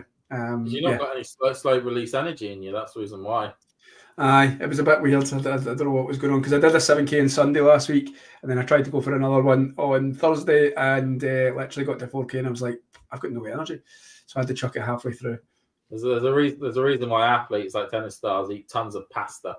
I know. Yeah. Chicken pasta was the old footballers. 12:30, go for lunch, chicken pasta, and then kick off at 3 p.m. So yeah, chicken pasta was the way ahead. But thanks, Jake. Always my biggest fan, Jake. Tell me I look great. Obviously, it's 10 in the morning. Been here since 8, so I appreciate the compliment. No matter if I don't feel so good myself, still my jammies, my tartan jammies. I went for a run last night, 7.5K, and then ruined it all by going on the Bev. Yeah, of course. Yeah, it's a constant cycle. Well, I ran for my bus yesterday. If that's in any way in which I can join this little party. Yes. Running. Any exercise is good exercise. What are we doing in the other matches then? I know that there'll be a couple of you guys watching Swiatek. I'll stick with FA and Medvedev into the third set now.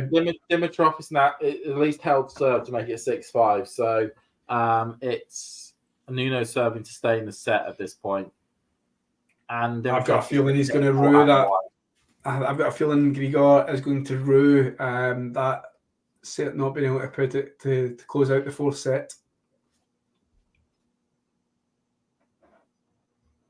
Melbourne's got to be for me. I think Melbourne and Indian Wells, like you were saying, Joe, they're the two, ones that I've got my bucket list for tennis in terms of reporting on and whatnot. Just when they show those shots of Melbourne Sky and stuff. Melbourne, I've heard, is one of the best cities to go to in Australia. What about East Kilbride? I've something that's funny. I actually did one time. I went through a stage where I was doing.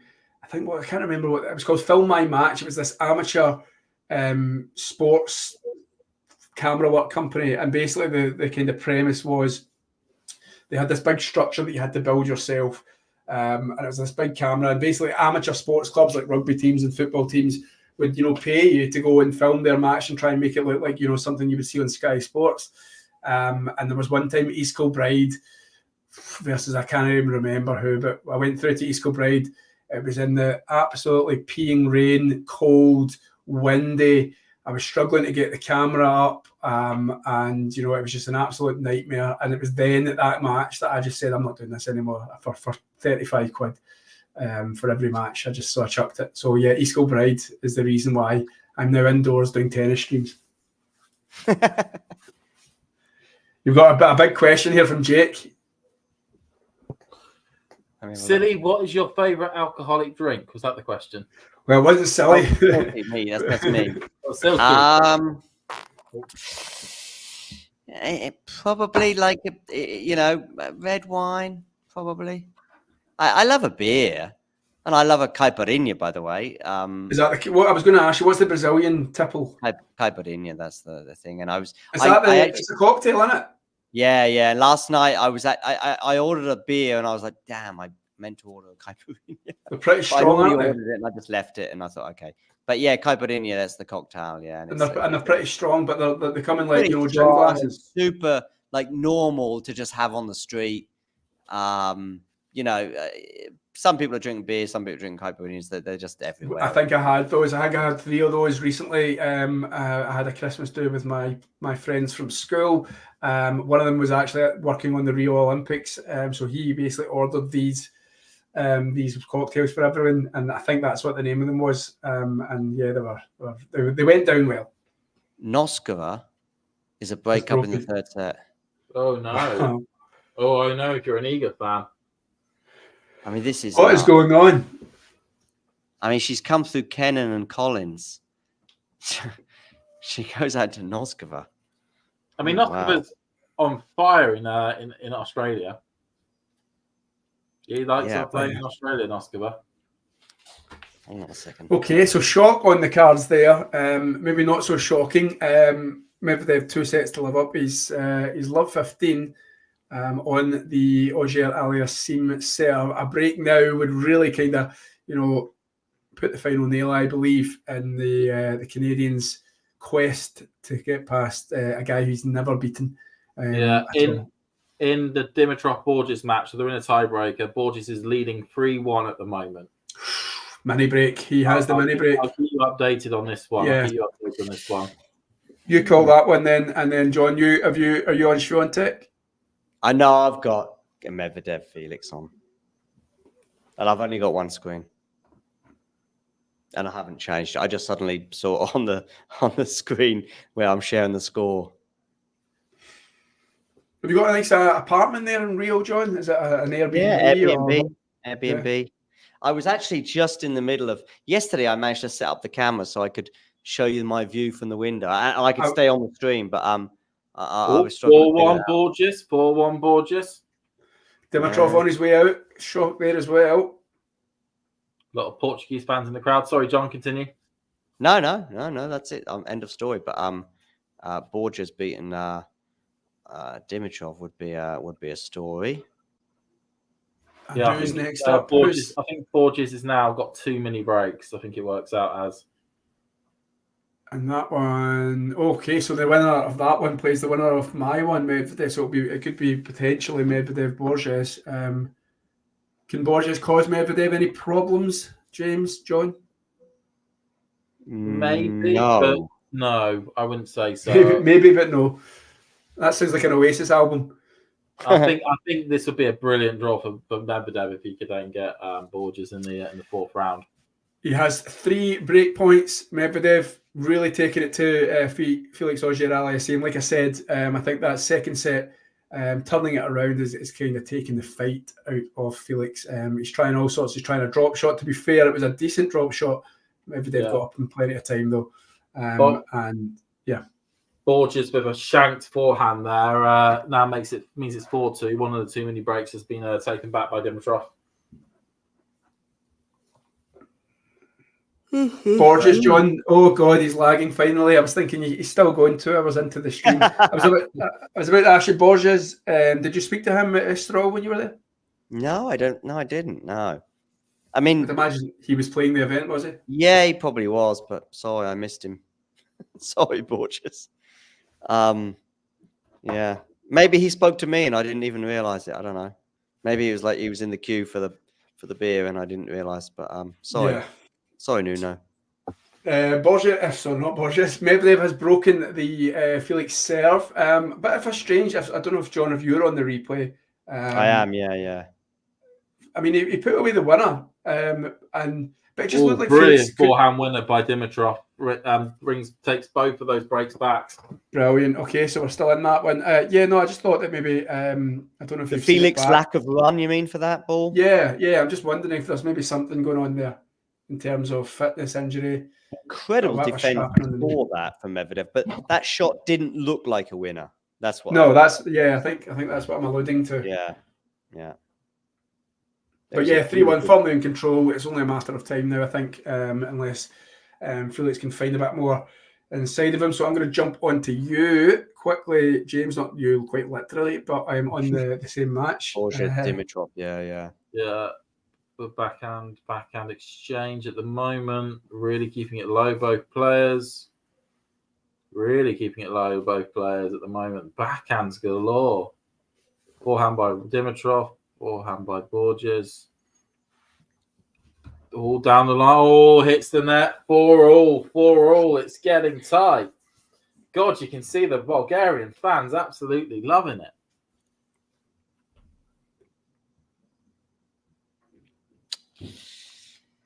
What match is How's Igor getting on? Is Igor on Rod Laver, actually, by the way? Yes. So, no match on Rod Laver. Is that the last match on Rod Laver? No, it'll be Zverev Mickelson, won't it? Zverev. Yeah. Looks like we're going to have probably a bit of a late finish today.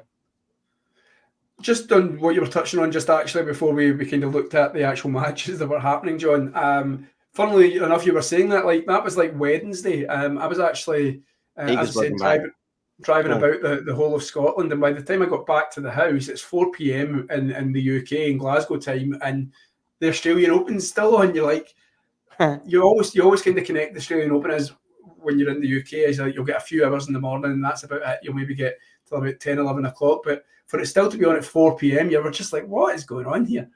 Oh, backhand into the net, mini break back for Borges, 5-4. Carry on.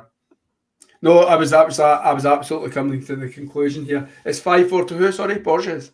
5-4 to Borges, mini break up. If he holds both his two serves here, he'll take the match.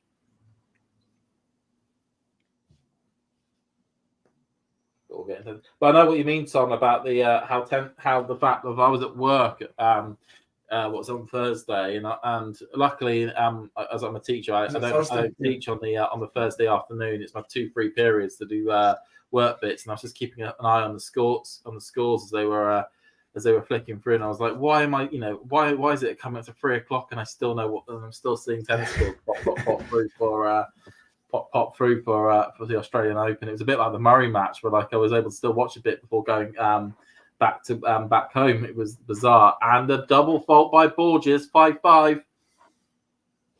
It feels like he doesn't know what wins this match. Oh, Medvedev. He just won. He's just consolidated the break of serve. Tried a sliced forehand drop shot, which literally touched the top of the net and trickled over. He rightly apologised. But he got away with one there because it was a poor attempt. But anyway, James, you take centre stage. You've got big moments in yours. Cool. 5-5. So Borges comes forward, goes cross court. Dimitrov just about gets it, sticks it as a lob, puts it right back. Smashed by Borges. Forehand by Dimitrov. Drop shot by Borges. Dimitrov just about gets to it. Borges goes to the lob, and Dimitrov smashes it away. Fist pumps the crowd, and it is 6-5 to Dimitrov. He has set point. Absolute scenes when it comes to the Bulgarian fans on the Kia. It's the Kia Arena, isn't it, where they're playing this contest? Yeah. And tell you what, the Kia Arena, for the 4th biggest court in a Grand Slam, is an excellent arena. Yeah, the Australian Open looks great. The Melbourne Park. They have the best. They really invested in the outside show courts, or at least like the outside, show courts. In terms of size, and they're not just content with like a couple of big stadiums and then literally just like a court in the middle of nowhere. We're actually going to put, properly have some good courts available for fans on the who want to come and sit and watch stadium tennis. Sean, just to briefly answer your question, no, I didn't know James or John until last year when we started, when I came on board and started doing a bit of streaming. Oh, double fault by Dimitrov, 6-6. Nobody needs to win this. John, I think the partying has caught up to John. Yeah. I mean, what was it? The question, I didn't know Tom at all until starting this as well. I did watch John on a few other videos before actually talking to him in person on a screen camera thingy. Have we? Have we met in person yet, James? I briefly passed you leaving centre court at Wimbledon because you were trying to sneak in for the Rafa match.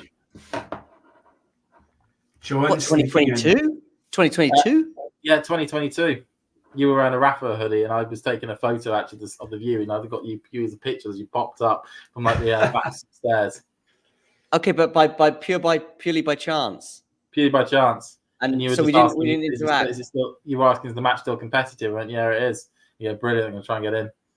There you go. John didn't even know that he's met you in person, James. So, was it a green and yellow jacket, maybe? I think it was. It was Nadal versus Sonego. It was like third round. Yeah, I remember. I know I was squeezing in for that one because I was at Game to Love and we had press passes, but we could only go and see certain matches at certain. Anyway, whatever. Bit of shenanigans going on, and then my sister was there without any pass or even tickets for centre court, but she managed to squeeze in as well. So the four of us, I say the four of us because Ben and JG were all there as well, and we all got in to see the last maybe set of that. So you just saw me somewhere, or had a I was leaving. I was leaving because I needed to get home. Took a photo because it was a beautiful sunset. Borges is currently got match point. Sunset somehow. Borges currently has the match point. I'll just walk on to this backhand. Into the net, and Borges wins, and Borges takes it. Oh, he's on the floor. He's flat out. Nuno Borges through to the fourth round at the Australian Open. Wow. Dimitrov's not hanging about. He just he's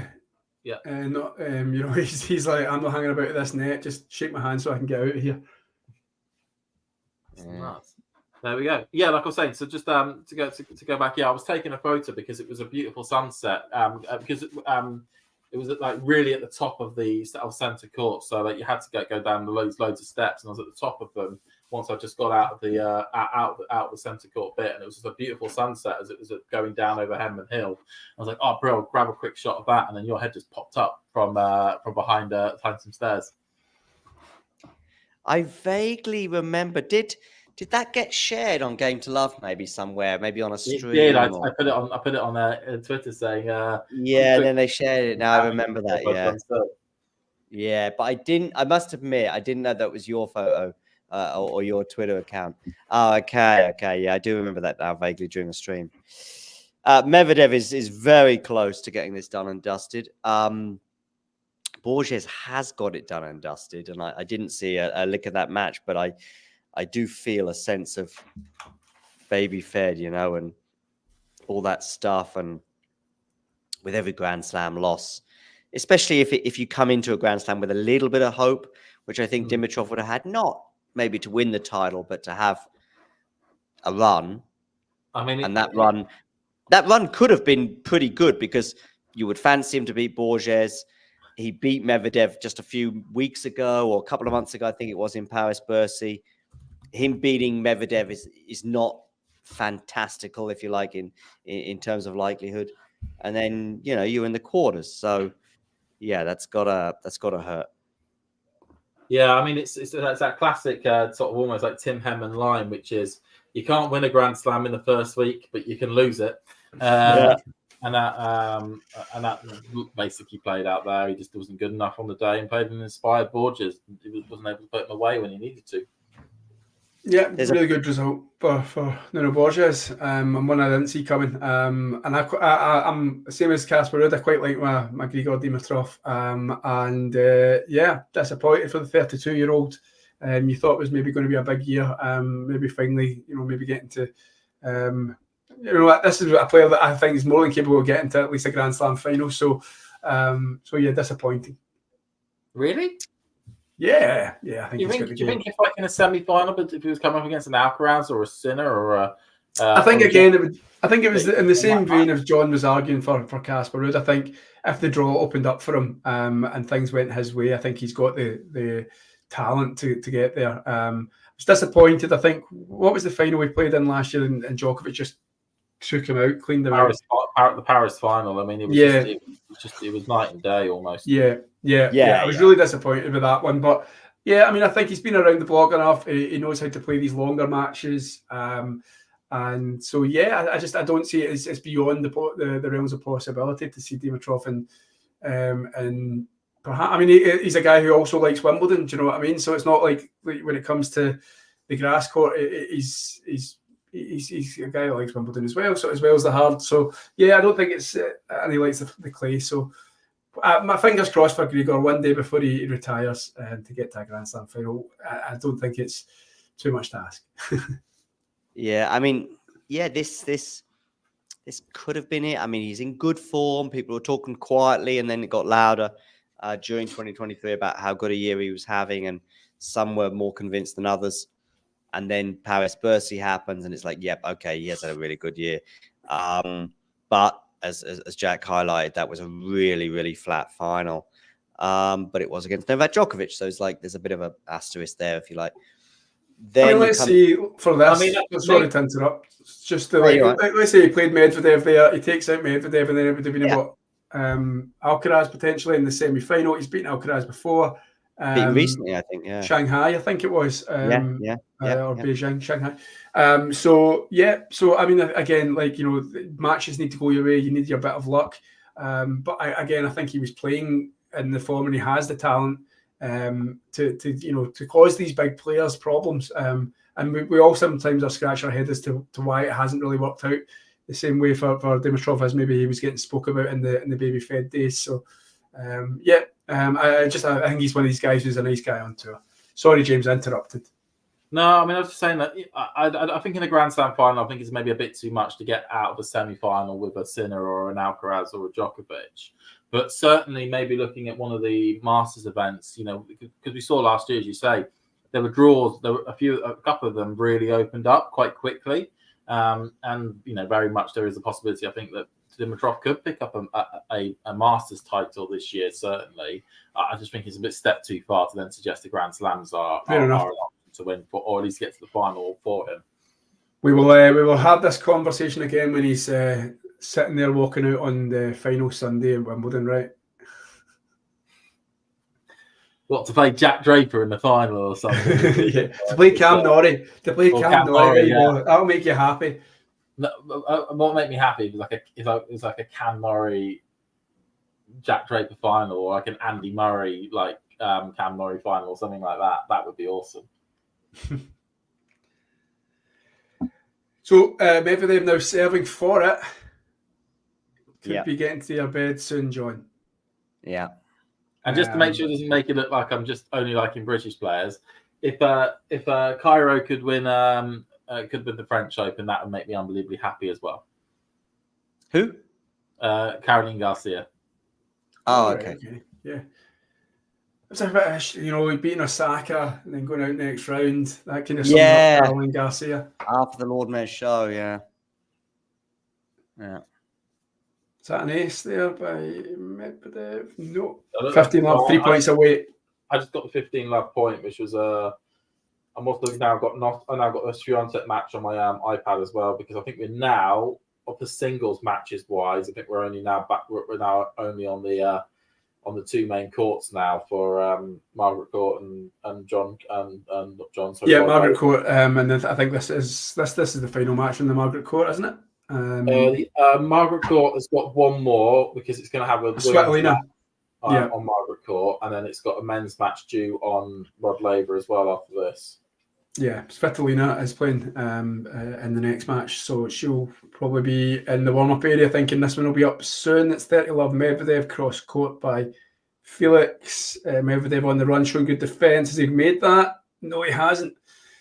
30-15. Close call. That one was nearly off, just out. What's the plans for Saturday in Rio then, John, after a bit of a sleep? Carnival?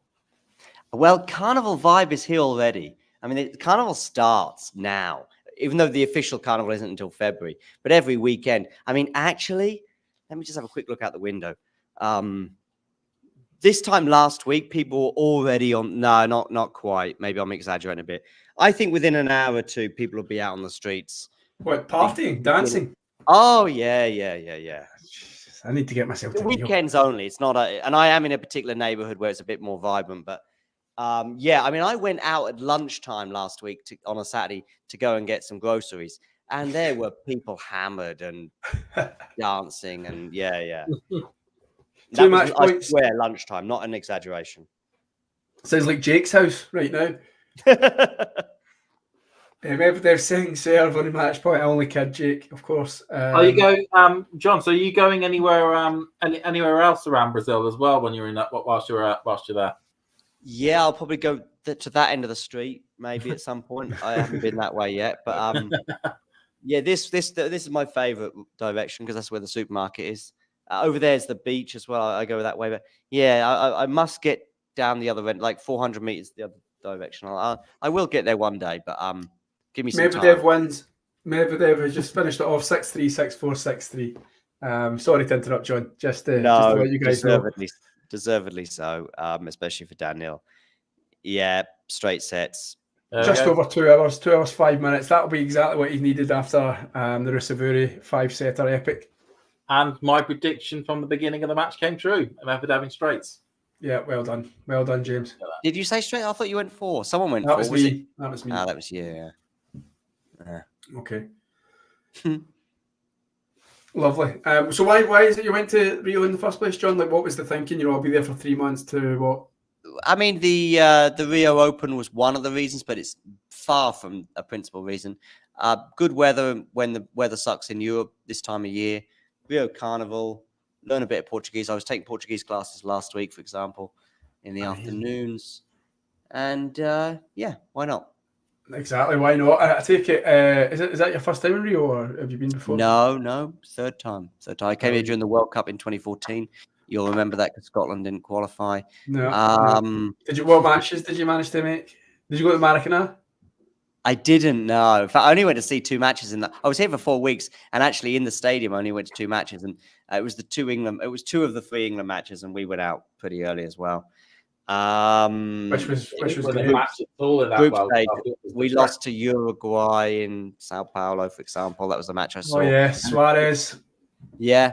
Third match, actually, we were already out by then. I went to see us play Costa Rica in Belo Horizonte. Yeah. And what's his name? The boy Campbell at Arsenal, did he not score? For Uruguay? No, for Costa Rica. No, that was 0-0. Was it? Oh, right, okay. What was his name again? Josh Campbell? Luke Shaw made his debut for England that match, I think. He certainly played, and I don't remember him playing for England before. It was just a very flat tournament, but it's all right. It was all right. I had another 3.5 weeks in Brazil, but I didn't mind. It was okay. My other memories of that tournament is the final, being on the beach here in Rio on the Copacabana, and like 100,000 Argentinians were there, but they were not necessarily welcome, let's say, because Argentina and Brazil, in a footballing sense at least, don't like each other. Yeah, pretty rough relationship. But of course, the Argentinians were enjoying things, of course, until Germany got the win of that particular day. And then there was a bit of fisticuffs on the beach. And then there was a guy sort of wielding a weapon. And then things calmed down a bit after that, which was very amusing. You have a disagreement with someone on the beach and things can get out of hand and then groups can get involved. But to be honest with you, if you do wield a weapon, people do calm down pretty quickly, to be fair. It's like, oh, okay, yeah, I see your point. Yeah. That would always be the case. Swiatek, did she save I don't know if you guys are on the Swiatek match. She just said a break point, is that right? She did just say the break point. I got it on my iPad. God, she's having to hit them well at the moment to get past Moskova. Okay. Yeah. Well, am I okay to go and grab some breakfast then and say, you're fine. You 2 guys farewell? James and I will see it through for Swiatek and Noskova, and then we'll bring this to an end. But big thanks, Tom, and I'll see you again soon. No, it's been an enjoyable chat, and let's try and get something in before the event finishes over the next week or so. I'll try and find some time, all right? But Jake, Elena, Sean, Matthew, James, John. We'll catch you later. Take care. All right. Cheers. Bye. Then there were 2. Yeah, let's try and see this through. That's good. Has she broken? I got Moskova on the thing in my iPad. It's actually I'm quite a bit behind now. God, let's see if I can get I'm going to turn on Eager now because I had Felix and Daniil on. You see which one's quicker, my TV or. It's the slight problem now. The digital age is that although we can stream everything, it's always a little bit more delayed than what normal TV would be. I'm just turning it on now. Actually, no, my iPad's actually quicker. Crikey, yeah, it is 4-3 to Linda Noskova. Wow. Could we basically see this entire half of the women's draw then completely open up?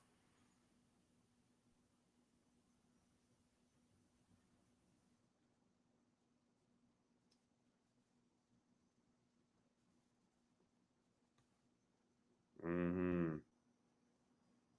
Yeah, right.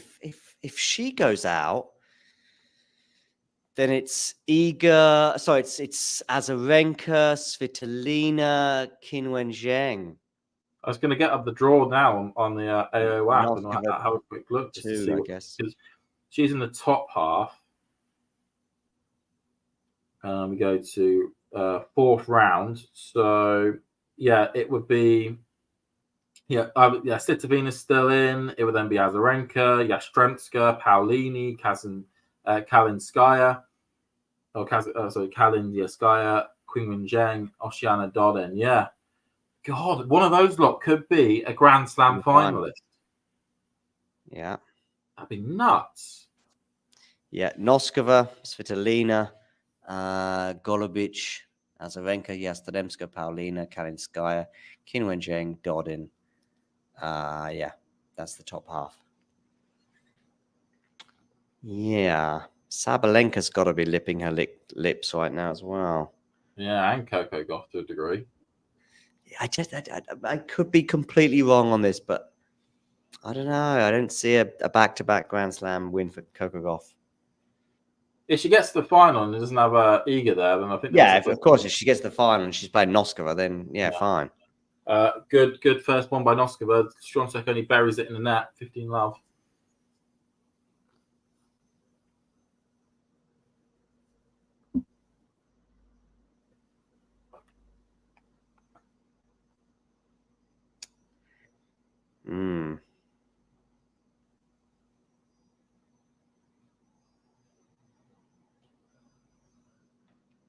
Backhand by Iga. Oh, lovely backhand by Iga right under her feet. Oh, it's nutmegged her. Oh, no, actually, it was out. Crikey. Noskova, 30-love. So it still probably did nutmeg her, but it was good for Iga, good for Noskova anyway.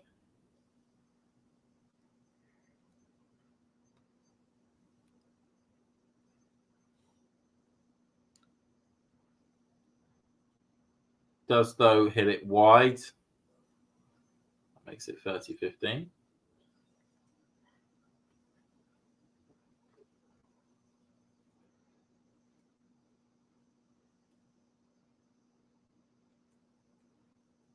Let's see. Forehand by Iga. Forehand cross-court by Noskova. Backhand exchange. Nice backhand up the line by Noskova there. 30-15. Yeah. No signs of nerves right now. I mean, obviously, it'll get a bit more difficult in the next game if she has to serve it out, but I'm guessing the adrenaline of breaking her in the previous service game is still sort of carrying through.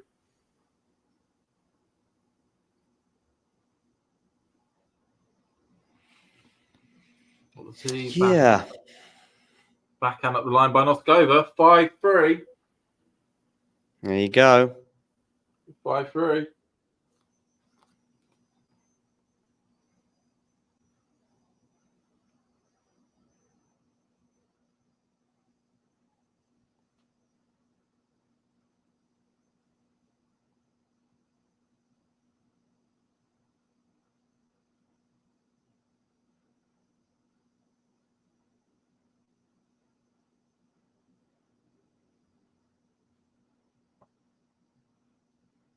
Just saying WhatsApp. Yeah.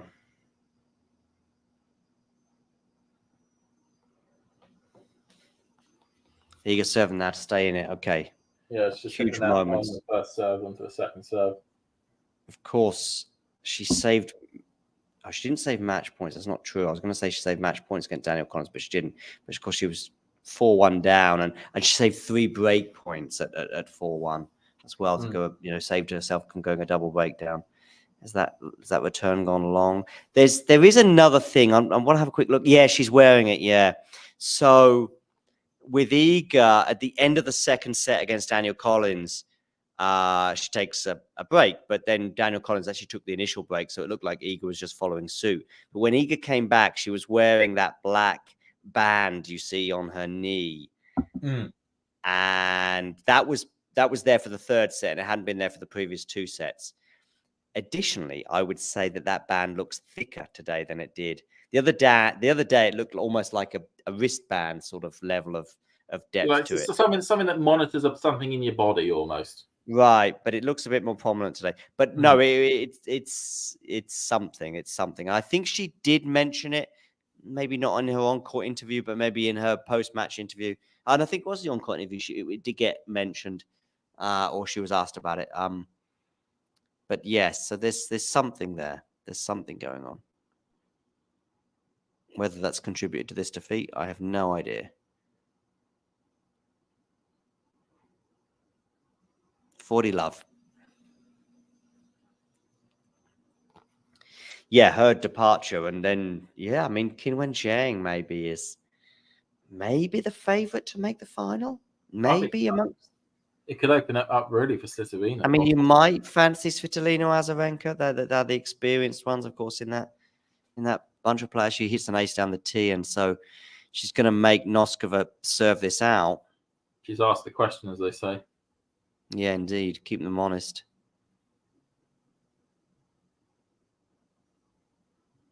I think she still believes. I'm not saying she's going to, but I saw some. It's only one break, and it's only one break, and so if you win this one, you're back 5-5, and it's all action stations again.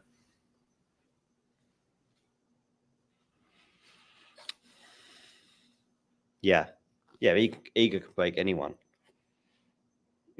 2 amazing returns, and you're almost there.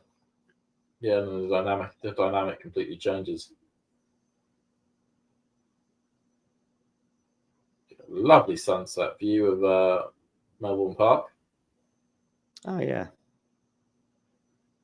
Yeah, it's certainly on my hit list one day is to go to the Australian Open. We're going to need a lot of money to do so, given this part around the world, but that is on the hit list.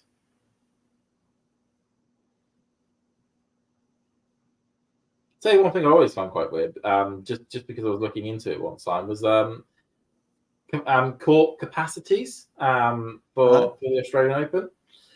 So Rod Laver is what you'd expect, around 15,000 for the main court.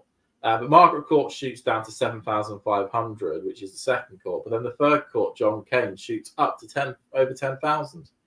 Oh, okay. It's not bad for a smaller court. Iga sticking her racket up in the air as only she can, asking her opponent to just hold fire on their serve. Anyway, here we go. First serve didn't work. Second serve. It's a good start if you're receiving your opponent's second serve. Oh, can she get to love 50? Backhand by Iga. Backhand by Oscar. Yeah. Backhand by Iga. Oh, and puts it away. Iga does. Yeah. Took the initiative there with that second serve return, as I suggested. Yeah, I think this might have another twist yet. There's a look in Iga that she's gonna. I'm gonna make you work for this. Yeah. And that was incredibly long first serve. Oh, that was a good backhand up the line there by Iga. Love 30. There you go. 2 backhand returns. I mean, actually, that was a difficult backhand return because actually that second serve was quite well placed. It was a risky second serve, actually. Had a good bit of kick to it as well. Yeah.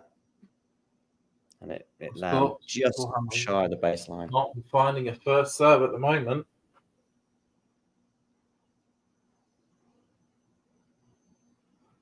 Oh. Yeah, that was a bad backhand by Iga. Just gone out. 15-30.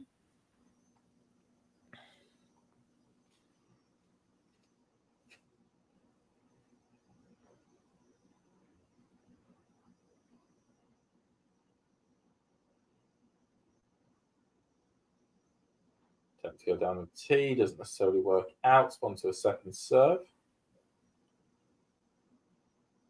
Let's go backhand by Iga. Let's go forehand by. Oh, that was.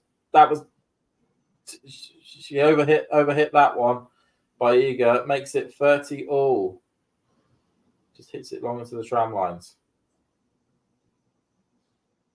Kind of giving Noskova a bit of a gap back into this, or a bit of a route back into this.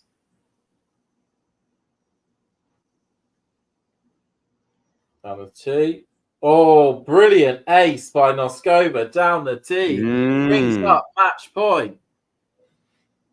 From love 30, that's impressive. Very impressive by the youngster.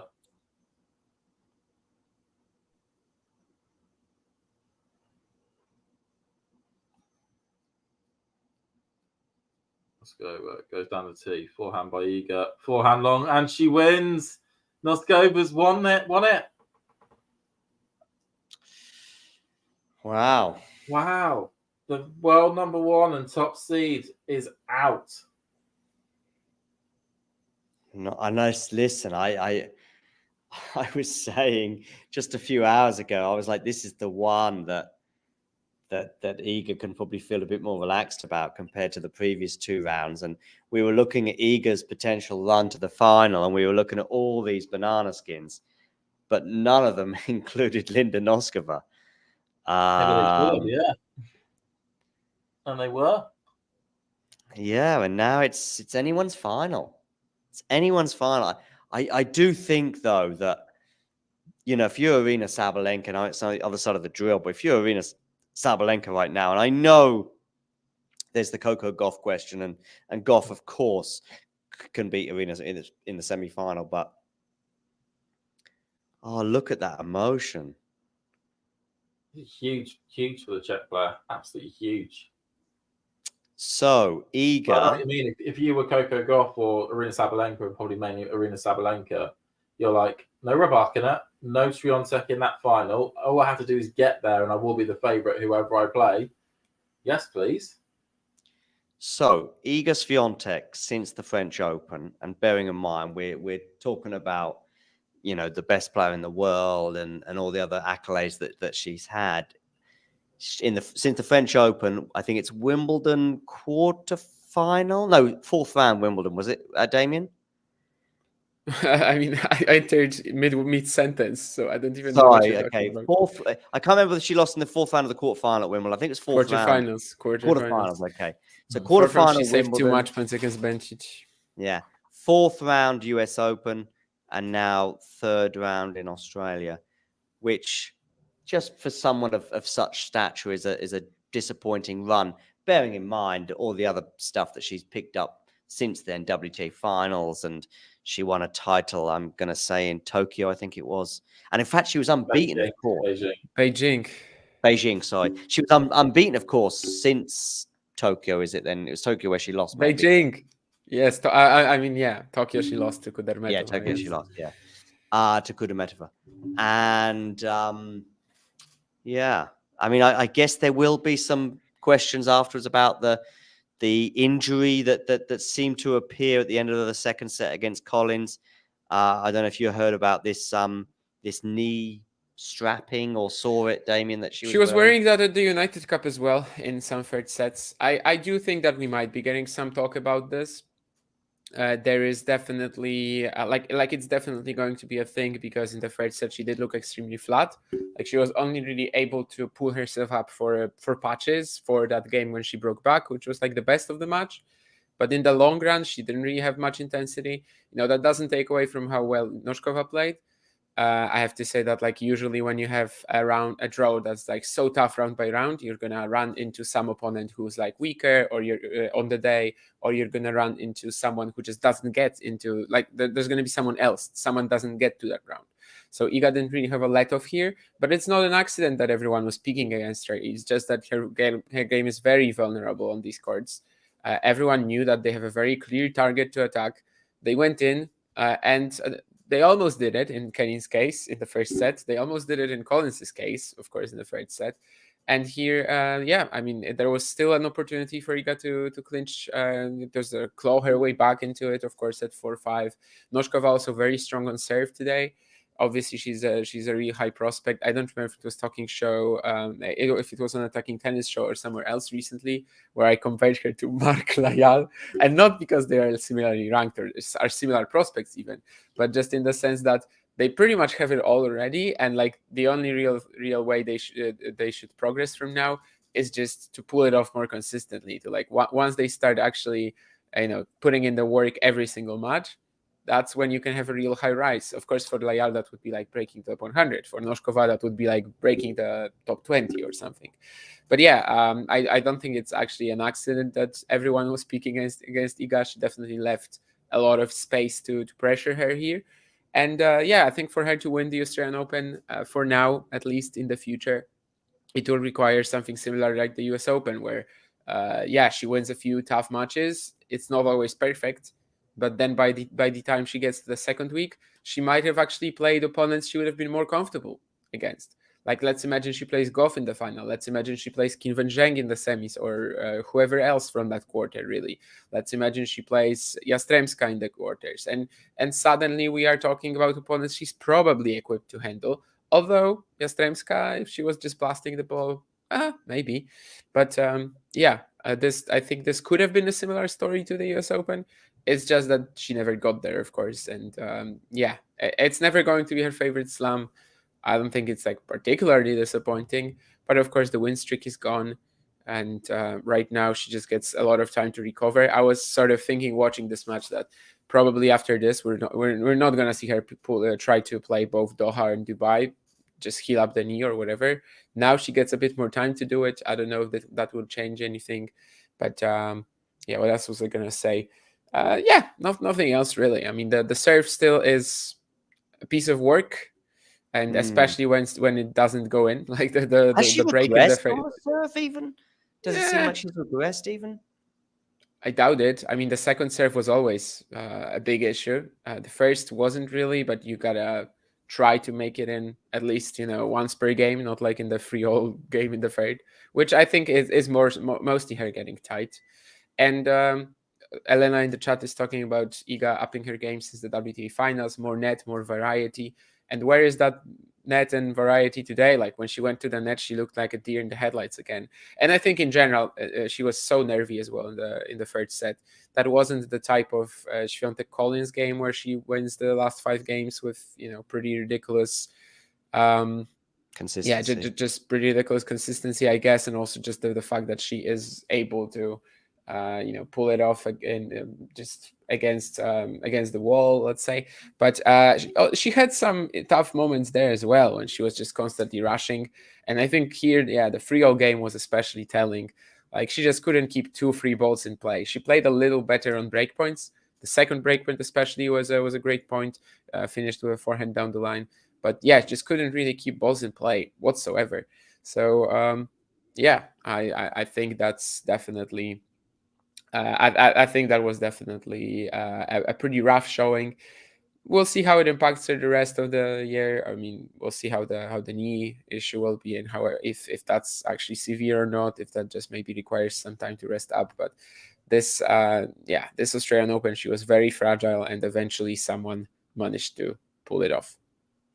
Yeah, I mean the gap that she has to the mid-ranking opponents, let's say, and even sometimes the upper-ranking opponents, as we saw at the WTA finals at times last year, it's huge. And yet, this Australian Open, the last 2 Australian Opens, and I include the one where she got to the semi-finals, the US Open as well last year, and also even when she got to the final, at the 2 hard court slams in the end, it's not like she has a hard court. I mean, she'll probably end up at Indian Wells, and we'll watch her in the first 3 matches, and she'll be like 1-0-3 or something like, and she'll just be knocking opponents aside.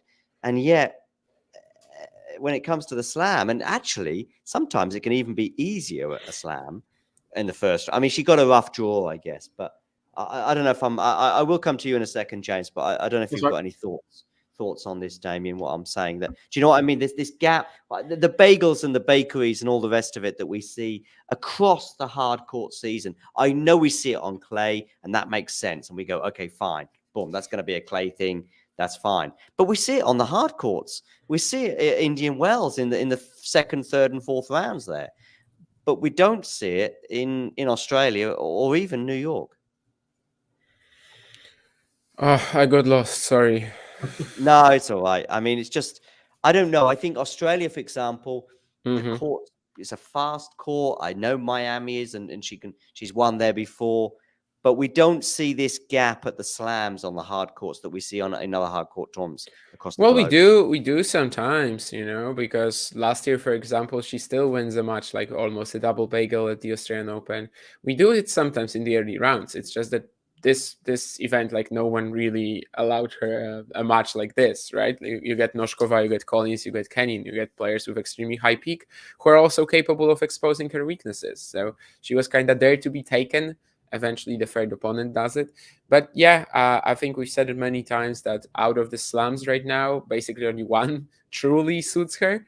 And out of the WTA 1000s, there's a lot that she can easily be winning, playing 80% of her best stuff. So yeah, it is a bit of a problem for her going forwards, especially in years when she won't be winning the French Open, which I suppose that it will happen at some point, especially if she keeps putting too much pressure on herself. This year, of course, there's basically 2 French Opens, 2 events where she's like the odds-on favorite to win. We'll see how she handles that. But yeah, winning the other slams is still going to take some special effort from her. And even if often we sort of pick her for the title or say that she's the biggest favorite or say that she should get to the semifinals, quarters, we don't actually think that she's going to beat, I don't know, Sabalenka at the Australian Open or that she's going to beat Rybakina if they play, right? And that's, I guess, the main issue for now for her. Who is Noskova playing first? Is it Yastremska? No, Yastremska would have been. Yes, Svitolina or Golubic. Yastremska Azarenka is the other part of that quarter. Yeah, so Svitolina or Golubic, and yeah, I guess I finished my sentence there. James, okay, I'm going to read this list of names. I know we mentioned it earlier, but Noskova, Svitolina, Golubic, Azarenka, Yastremska, Paulini, Kalinskaya, Qinwen Zheng, or Dodin. Which one of those is getting to the final? Oh, it's a good question. I'm tempted to say Azarenka. I'm thinking now that it will most likely. I think it will get a Stitovina Azarenka quarterfinal. I think Qinwen Zheng will get to the other quarterfinal, and then we'll get a Qinwen Zheng versus either a Stitovina or Azarenka semifinal. And I've got Azarenka just because she really likes it in Australia, and she isn't going to be coming up against a Sabalenka or a Rybakina or an Iga in that match. So I'm going to go. Yeah, I'm going to go Azarenka now to reach the Australian Open final. What are the bookies probably saying, Damien? I mean, they might be going Qinwen Zheng. They might be. About what's the final? Like, I mean, it's very, very quick and right now because. I mean, you're not gonna get any odds right now because Noskova just beat Świątek, and there's also Svitolina Golubic coming up. So they don't update the odds at this point. Well, not yet. I mean, they have to, you're ruining the fun of it all. No, but I can think of it and tell you who they will. Let me see if I can see anything on Skype. But you can't. Do they stop taking bets at this point just because there's a match in action or what? I don't understand. No, right. Yeah, I mean, Noskova just beat Świątek. I mean, how are they going to update it in 3 minutes? They can't update it in 3 minutes.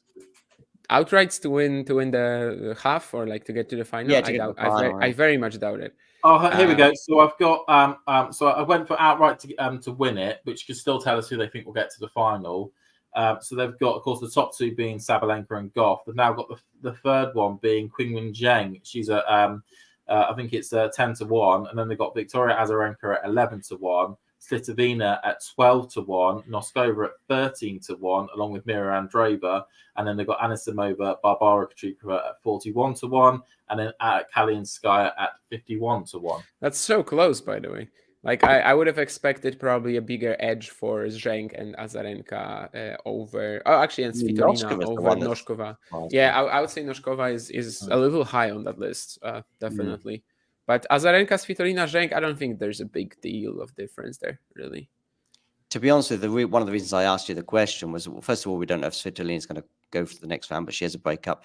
But one of the reasons why I mentioned all those names, James, is just because they're all fairly evenly balanced. I have a really difficult. I have a lot of trouble imagining that Paulini gets to that final, and maybe Dodin as well. By the way, why not?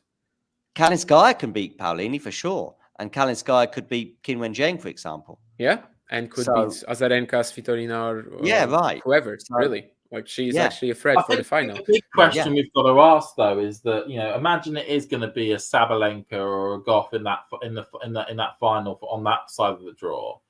Who on this side of the draw could at least make that final a competition?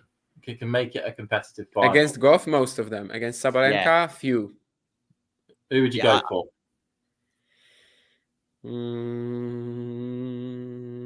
Svitolina could easily beat Goff. She lost to her in 3 sets recently. That was mostly physical, though.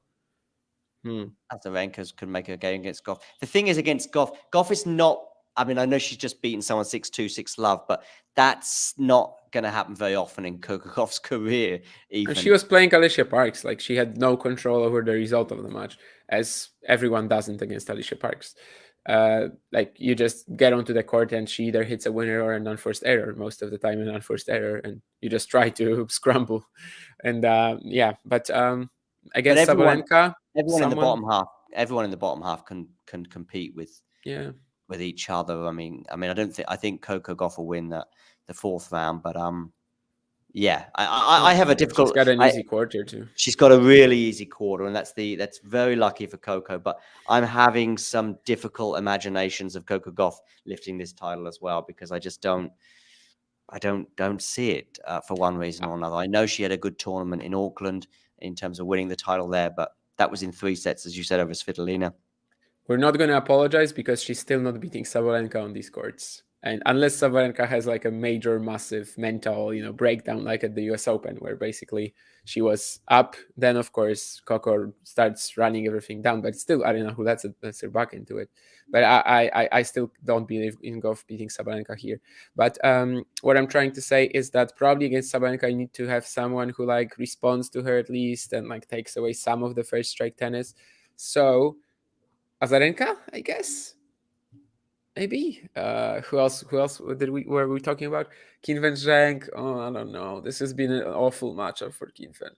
And the same with Svitolina. I don't think this is going to work out. So I guess Azarenka would be the best bet to beat Sabalenka. But we might see a pretty horrible final, actually.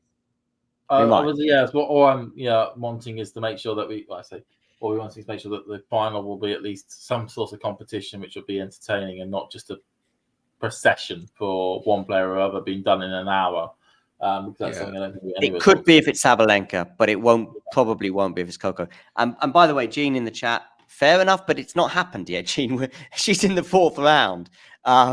Jean saying, you should apologize to me. I think I told you that Coco's going to win this. Of course, we're being a little too harsh. Yeah. But listen, we Coco... know that. We are aware of the fact that we are being a little too harsh and that Coco will actually have some sort of a winning chance against Sabalenka. I just feel pretty strongly about the edge to Arena, just as I did at the US Open. I think that edge was there.